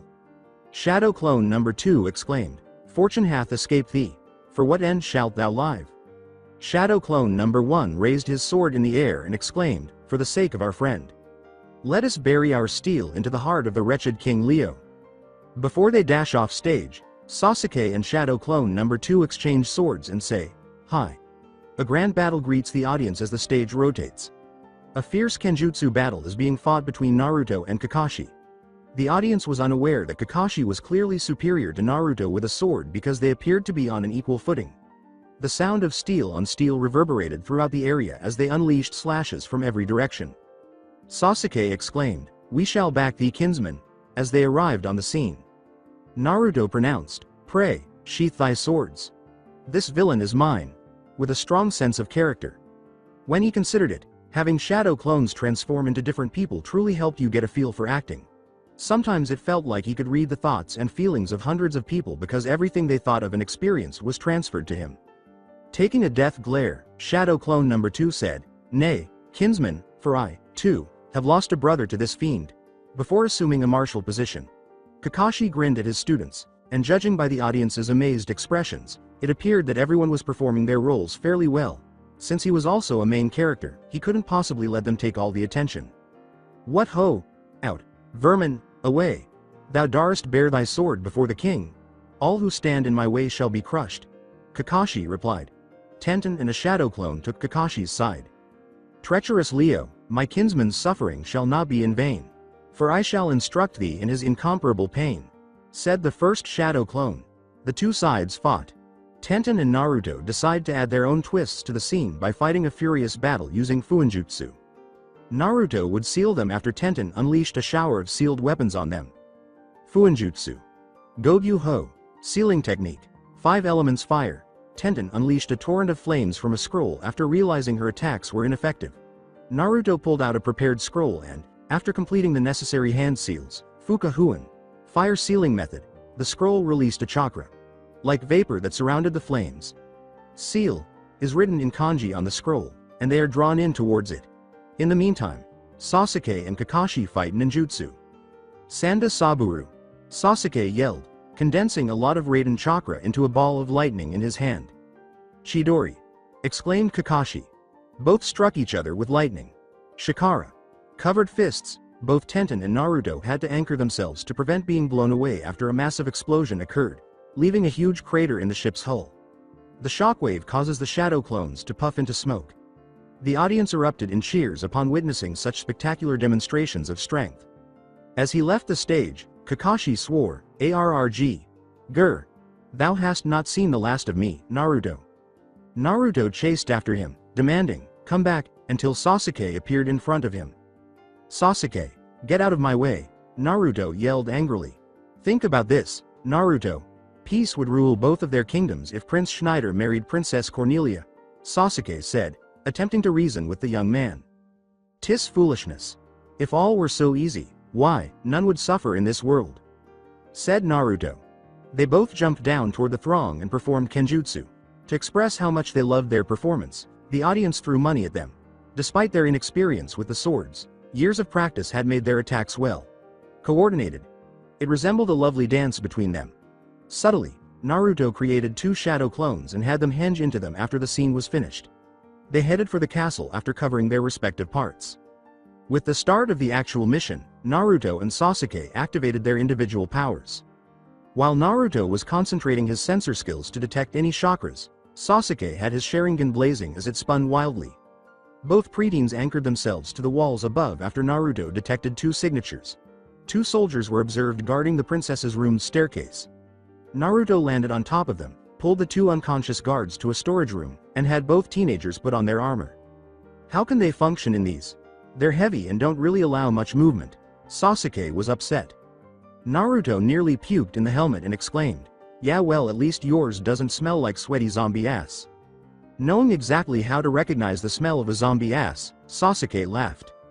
In order to simulate putting a kunai through a real person, the female Anbu had them practice their shuriken jutsu on ripe corpses. The 2 boys ascended to the princess's chamber. The time had come for them to finish their mission. A lovely young girl who was perhaps the same age as them was waiting for them when they opened the door. Her long, dark brown hair was tied back in a low ponytail and secured with a blue clip. Her skin was fair, and her eyes were brown. Under a tight, sleeveless orange jumpsuit with big white buckles on the thighs and corset lacing in the front and back, she wore a white bell-sleeved blouse. She accessorized with a black choker, red ankle boots, and red leather gloves. Wearing a pointed hat and robe, she held a doll. Ganeto questioned, "You 2 aren't soldiers, are you?" She knew all of the knights in the castle by their first names. Sasuke and Naruto were both surprised that she had figured it out so quickly, but they were unfazed. They approached the princess after taking off their disguises. With his Sharingan hypnotically spinning, Sasuke said, "We are here to take you to Rindobarumu. If you come quietly, we won't have to use force." According to Ganeto, that's fine. After blinking once more, the 2 boys turned to face one another. To make sure she understood, Naruto said, "You do realize we are kidnapping you, right?" It's not really kidnapping if I choose to go of my own free will. Ka.San has been acting strangely as of late and I fear she has sinister plans for me. I need to get out of here as soon as possible. Let's get going, I don't really need anything from here. Garnet said as she left the room. The willingness of their captive baffled Naruto and Sasuke, but they overcame it. Under the pretense of Hood, they lead her back to the theater ship. When the play ended, the audience cheered them on. Leaving the kingdom behind, the theater ship soared into the sky. While everyone was rejoicing over a job well done, Kakashi wasn't feeling comfortable. The mission went too well, in his opinion. The captain had to steer the ship away from more fireballs after it was struck by one, as if to demonstrate his point. While Kakashi and his group were on stage, they noticed a robed figure flying overhead with wings and a pointed hat. Before the Kuro no Warutsu gathered chakra into a massive fireball and shot it at them, it declared, "I am known as Kuro no Warutsu 1 Gu, Black Waltz number 1, and I am here for the princess. Resistance is futile." Before the flames could cause any damage, Naruto put out the fire using the fire sealing technique. Ganeto glowed with black and white chakra before they could counterattack. It appeared to condense into her doll, which grew to be about the size of a young child. The chakra then caused the doll to become animated, hurling a huge ball of water at the waltz, who was hit and started to fall to the ground. The team gaped at the girl, utterly amazed at her feat. "My name is Ganeto and I am called the Yin Yang Heim. I have access to a strange power that allows me to bring life to the lifeless. My mother forced me to make golems like the one you just saw as instruments of war. That's why I had the regent of Rindobarumu hire you to get me out of there." Ganeto clarified. There was no doubt that this mission was not just a C-rank one. Ganeto sighed as Kakashi said, "I hope you understand that this ability of yours kind of demands further explanation." She reasoned that they would be curious about her skills. She made an effort to hide it, but she could afford not to use it because the Black Waltz was pursuing her. And the other two will undoubtedly be after her if the first one was. "Yes, I understand. You see." The ship started to rock before she could say anything more. Suddenly, a massive beast arose from below and attacked the ship. It resembled a giant sea lion with wings and had an ice body. When the Black Waltz came back, it had called forth a creature to carry out its commands. As the Black Waltz said, "Resistance is futile, now attack my sea lion." With a powerful roar, the sea lion launched ice fragments at the ship's deck from its wings. Tenten pulled out a scroll, unrolled it, and used chakra on it. Tetsuhago Cabe, Iron Protection Wall. Tenten and Team 7 were shielded from the majority of the attack by the segmented iron dome that surrounded them, but the dome was later damaged. Sasuke, Kakashi, and Naruto all performed hand seals simultaneously, demonstrating their excellent teamwork by pausing at the same moment. Kakashi and Sasuke chanted, "Kaden. Gukakyu no Jutsu, Fire Release. Great Fireball Technique," as one of them threw twin balls of ferocious fire at the ice monster. Futon. Nastu no K's, Summer Winds, Wind Release. The sea lion used its wings to defend, but it still took some damage and howled in agony as its wings melted. The Black Waltz cast a strange jutsu and ice surrounded the ceiling and shattered them, making them bigger than before. Tenten skillfully threw kunai at the Black Waltz, who deflected them with his staff. Naruto chose to get up close and personal with his clones, making a ladder out of them and hurling himself at the enemy, much to the dismay of his teammates. "Naruto!" His group yelled. "What? I remain aboard the ship. You didn't believe that I was stupid enough to throw a clone at the guy, did you?" The team was forced to disperse to avoid being impaled by a hail of ice shards, and Naruto pulled out a big wad of a pink substance and used his chakra to shape it into a kunai. Everyone laughed uneasily, and Naruto developed multiple tick marks on his head. Did they really think he was that stupid? The guy understands Fuinjutsu and Suiyakushin. Give him some leeway. Out of all of us, Tenten-chan, you have the best aim. With that, do you think you can hit that guy in the wing? Tenten sneered at Naruto as he asked, "Did you just ask me if I could hit his wings?" The strange kunai was light, so she took careful aim in a matter of seconds and threw it at the Black Waltz before it could react, striking its wing with pinpoint accuracy. The kunai burst into a sticky mess, coating his wings, sticking them together and forcing him to fall. The sea lion used its tail to catch its master and perch him on its shoulder before roaring at the team. "Do you believe your doll could use a fire jutsu, Ganeto?" Heim? Seeing how the attacks were harming the ship, which was now smoking, Kakashi said, "We need to finish this before the ship is knocked out of the sky." Ganeto nodded and gave the doll more of her black and white chakra, which caused it to conjure a huge fireball and launch it at the sea lion and its master. Futon. Daitapa, Great Breakthrough, Wind Release. Kakashi's chant sent a gust of wind toward the fireball. With a clap of his hands, Naruto chanted, Futon. Hurameki no Nami, wind release. Wave of inspiration. And threw breezes at the fireball, which was already powerful. Wind and fire combined to transform the fireball into a sea of flames that engulfed the sea lion, causing it to melt and roar in pain. As a last resort, the Black Waltz froze the ship's engines and hurled a bone, chilling wind at it. The Black Waltz vanished into thin air, its last ounce of energy gone. To no avail, the crew tried to thaw it. The once proud theater ship plummeted to the ground, landing in a thick forest. In an attempt to avoid being ejected from the ship, Kakashi and his group entered the ship and tried to grasp onto something. Before the ship finally came to a stop, everyone braced themselves as it ripped through a number of trees and left a deep trench where it dragged against the ground. In an attempt to salvage the situation as much as possible, Kakashi asked, "Is everyone all right?" He counted the people and saw that the princess was gone, probably having fallen out of the enormous hole in the room. If the princess hadn't survived the crash, the mission's prospects weren't good. When Tenten saw that Naruto had been impaled by a piece of debris, she screamed as his team got up. Even though he was clearly in pain, Naruto removed the debris and observed as the wound closed and began to mend itself. He asked Hinata for some of the cream she made and applied it to his wound without drawing attention to himself. He then took out a potion and drank it. Together with the cream and potion, his healing factor made sure he was safe and that the wound would heal by tomorrow. "Wow, I'm amazed at what your potions can do, Naruto-kun. That was a serious injury you had and yet that potion sped up your recovery," Tenten said. Fortunately, nothing critical, like a kidney, was hit, and although the wound was still tender and bled a little, it wasn't a huge hole in his side. It still hurt like a bitch. "All kidding aside, we have a serious problem. The princess is missing and without her this mission is a total failure," Kakashi responded. Since they were unaware that the damn thing could speak, no one noticed that the princess's reanimated doll was still alive and had a worried expression in its yellow eyes. Garnetto. Haim is still alive. They all agreed to follow the animated doll into the forest to find the princess because they had no other option. The doll's sweat dropped at their wide open mouths and said, "Yes, I can talk, but that isn't important at the moment. I can lead you to Garnetto. Haim. Since she animated me with her chakra, I am linked to her and can sense when she is nearby. I can also fill you in on what her powers are and how they work. This is not my first time being animated. I am quite familiar with her powers." Noises and the smell of death and blood filled the forest itself. The fact that the trees were tall enough to block out the sun didn't help much either, and it had an evil, gloomy vibe. Hinata made the decision to use her Byakugan to get a better look at the doll as they were strolling. She wasn't overly shocked to discover that the doll lacked a chakra network or even chakra points because of her improved vision. In essence, it resembled the tailless Biju that Kakashi had mentioned to them on one of their library visits.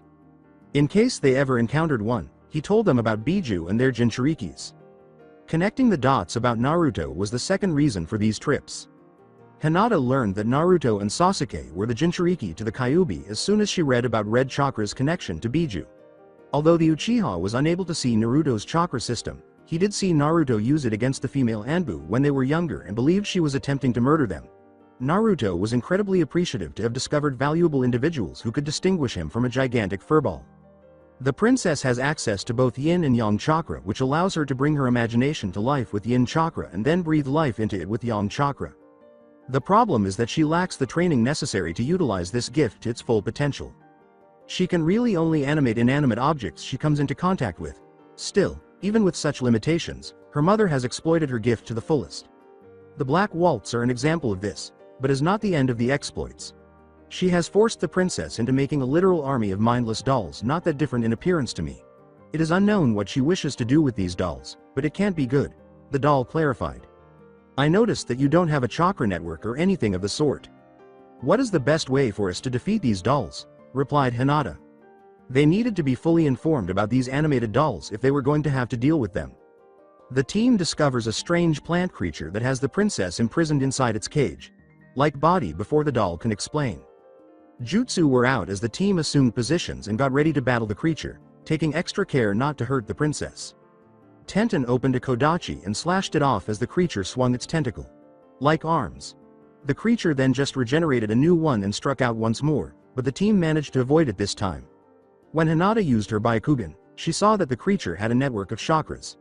Hinata dashed past the creature's attacks and used precise palm thrusts to block the chakra points in its tentacles, rendering them ineffective. They were about to finish it when another one descended, grabbed the princess, and carried her farther into the forest. Everyone was able to escape the poisonous gas that the remaining creature released in time. A pack of terrifying wolves stopped them all as they pursued the plant creature. The team stood back with each other as the wolves circled around them, growling.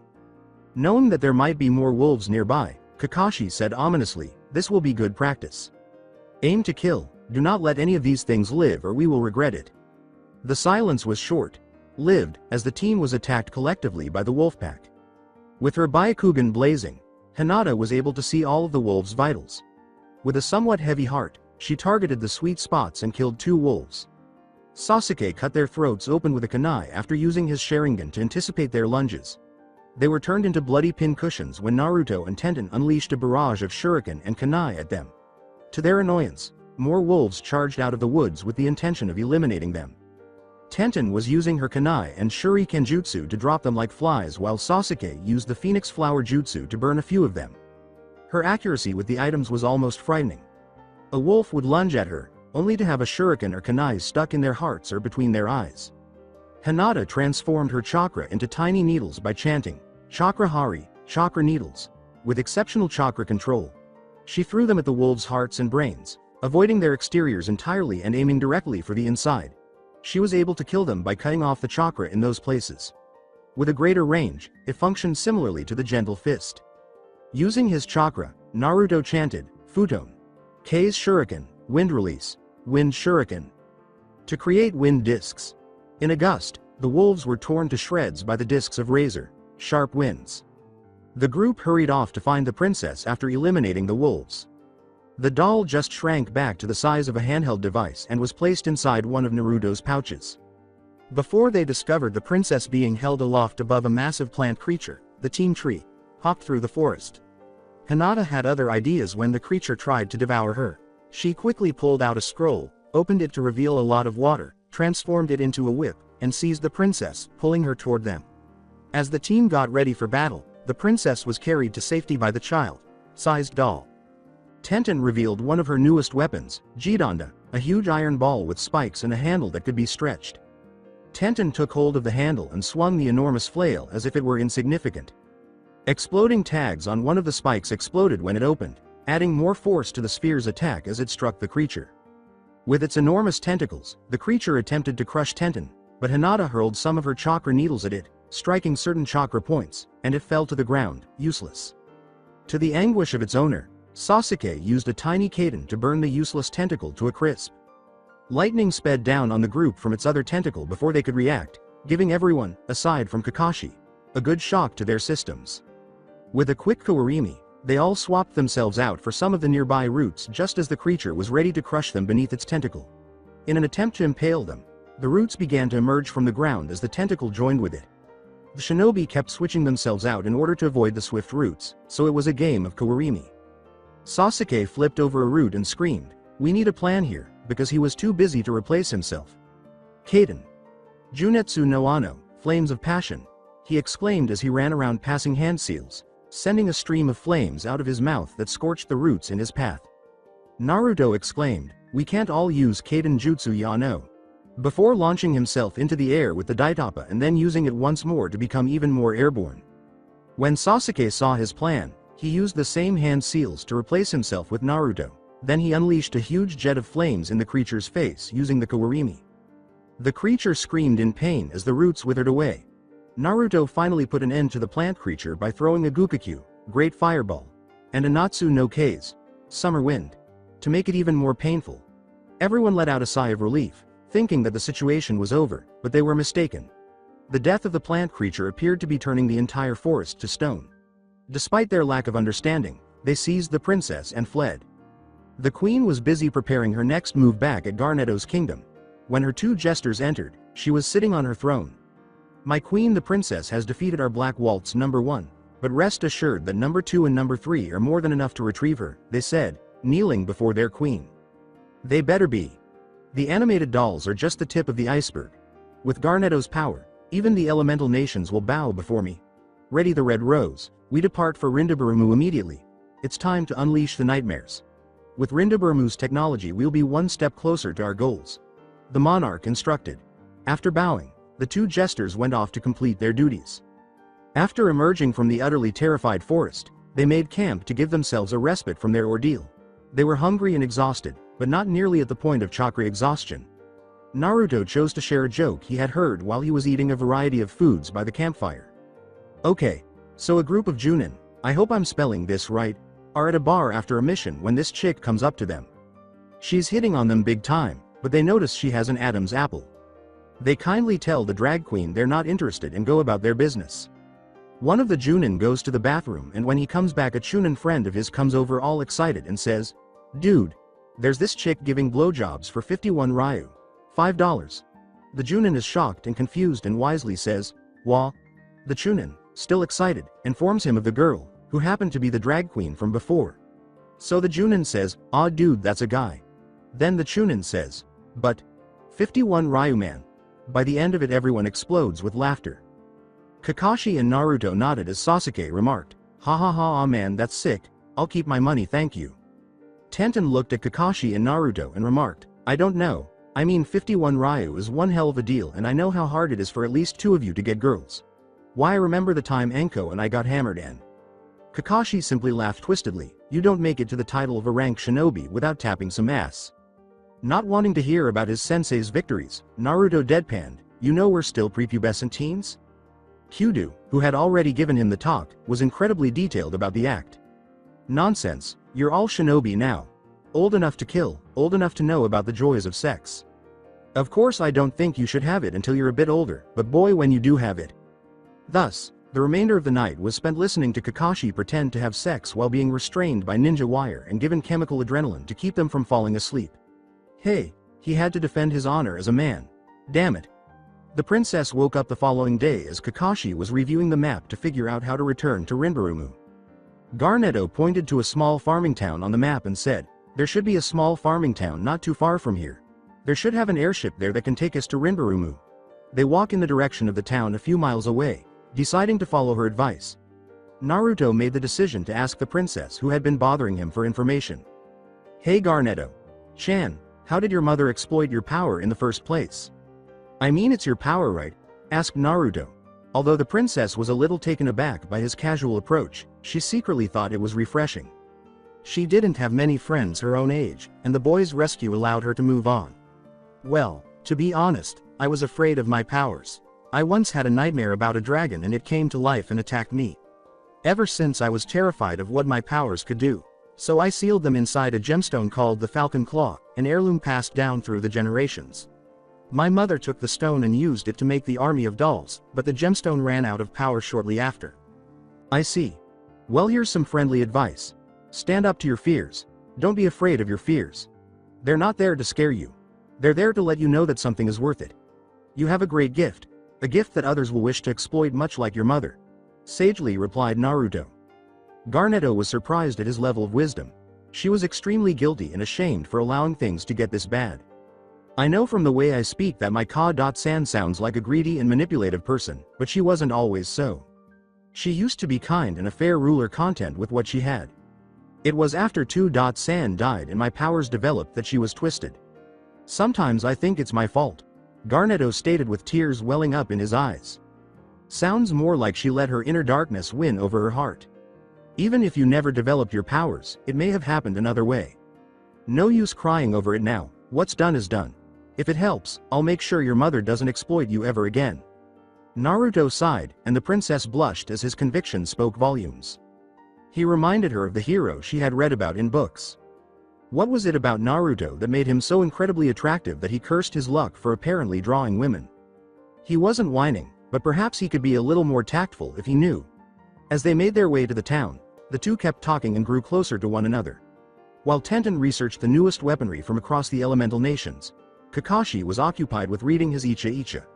While Hinata was listening intently to her client and teammate, Sasuke was reading a scroll about Raiden jutsus.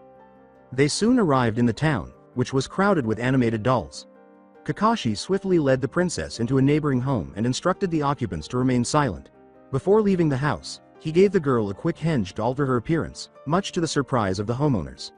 Regretfully, the dolls appeared to possess the same skill as Garnetto's doll. The dolls gathered around the team, chanting, "Princess, Princess." Kakashi and the rest of the team pulled out a kunai and asked, "How do we stop them?" "I don't know. I can usually just redraw the energy, but there are too many of them." "How did Ka.San make so many without me noticing?" Garnetto was afraid to answer. The team attacked the animated dolls because they had no other option. A torrent of flames erupted as Naruto released the contents of a scroll. Sasuke unleashed a Kaiden Jutsu, Hinata used the Mazurapa water trumpet, Tenten unsealed a katana and slashed at a few of the dolls, and Kakashi channeled Raiden Chakra into his kunai and slashed at them. The dolls appeared to regenerate after each attack, so their attacks didn't hold them down for very long. The dolls used a variety of jutsus, including fire, ice, and lightning, to launch their own attacks. To stay clear of anything lethal, the team had to dodge or Kawarimi. In order to protect her, the princess hid with one of Naruto's shadow clones, who ran outside the town and sealed her inside a stasis scroll. At last, Naruto realized that they were mini Biju and that sealing a Biju was the only way to defeat it, of course. Naruto chanted, "Kage Bunshin no Jutsu," to call forth a legion of more than 100 clones. Unraveling a sealing scroll, each clone slammed it onto the dolls' chests. Sasuke turned up the heat. The Uchiha used the jutsu for which his clan was renowned to ignite the scrolls, burning them to ash after the dolls were sealed inside them and thrown into the air. It was like magic. The townspeople were ecstatic as they left their houses and thanked our heroes for their assistance after the dolls were taken care of. They described how two jesters arrived in town in search of a girl, and when they claimed not to recognize her, they made the decision to leave an army behind as they fled to Rindaburumu in case the princess showed up. That can't be good. If they made their way to Rindaburumu, it can only mean trouble. "Are there any airships and pilots in this town?" Kakashi inquired. As a token of appreciation, a young man offered to help. After being escorted to a cargo ship, they were prevented from boarding by another black waltz. Naruto, tired of all the animated dolls, yelled, "How many of these things do we have to get rid of? 'Tis foolish to compare me to number 1. I am number 2 and I far outclassed that weakling. My mission to bring back the princess, you lot are of no concern.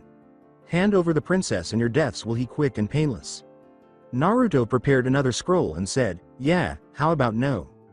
Too quickly for the team to even hope to avoid, the Black Waltz unleashed a storm of lightning. As the lightning tore through their bodies, they all let out agonized screams before they all perished in the smoke. Naruto began sealing the waltz after slamming the scroll into his back before he could think about what had happened. To the blonde's surprise, the scroll caught fire when the Black Waltz became too much for it to handle.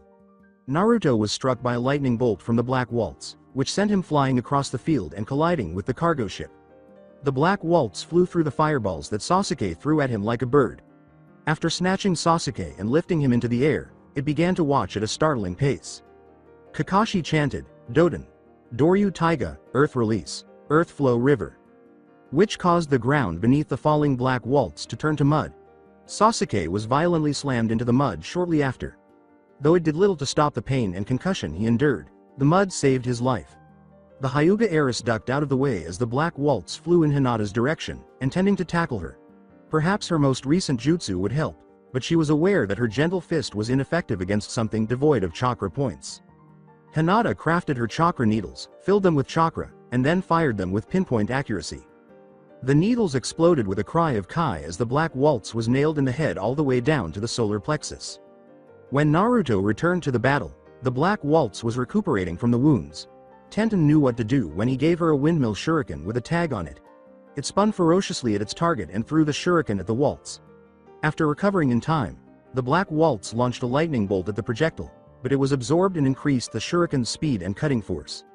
The shuriken simply followed the waltz as it flew through the air to avoid it. After removing himself from the mud, Sasuke grinned. While the waltz was with him, he had wrapped some ninja wire around it and attached it to one of Naruto's seal shuriken. The elemental seals on the shuriken itself were designed to attract particular elements. Lightning was attracted to this one. In order to enhance the shuriken, it was also constructed from metals that conduct chakras. What looked like a shuriken pursuing its victim was actually Sasuke acting as a puppeteer, adjusting the shuriken's wire. The waltz was cut in half by the shuriken's forceful tug. Kakashi, Tenten, and Naruto hurled kunai with exploding tags at one half of the doll, while Hinata aimed some of her exploding chakra needles at the other half. The outcome was a huge explosion that prevented the waltz from getting back on its feet. Both halves were quickly sealed into scrolls by Tenten and Naruto, who then had Sasuke burn them. After neutralizing the threat, the clone reappeared and unlocked the princess, who vehemently objected to Naruto's attempts to seal her away once more. The team boarded the cargo ship and headed for Rindaburumu, saying it was the closest she's ever felt to being dead. They could make out the kingdom of Rindaburumu burning in the distance, with airships hovering overhead. The once proud kingdom was completely destroyed when a huge dragon rained fire down from above. The team could only stare in fear as they got closer to the kingdom, and Garnetto could only weep in utter horror at what her powers had summoned. Things were going to be interesting, that much was certain. That's it for today. I hope you guys enjoyed this great story. See you in the next one.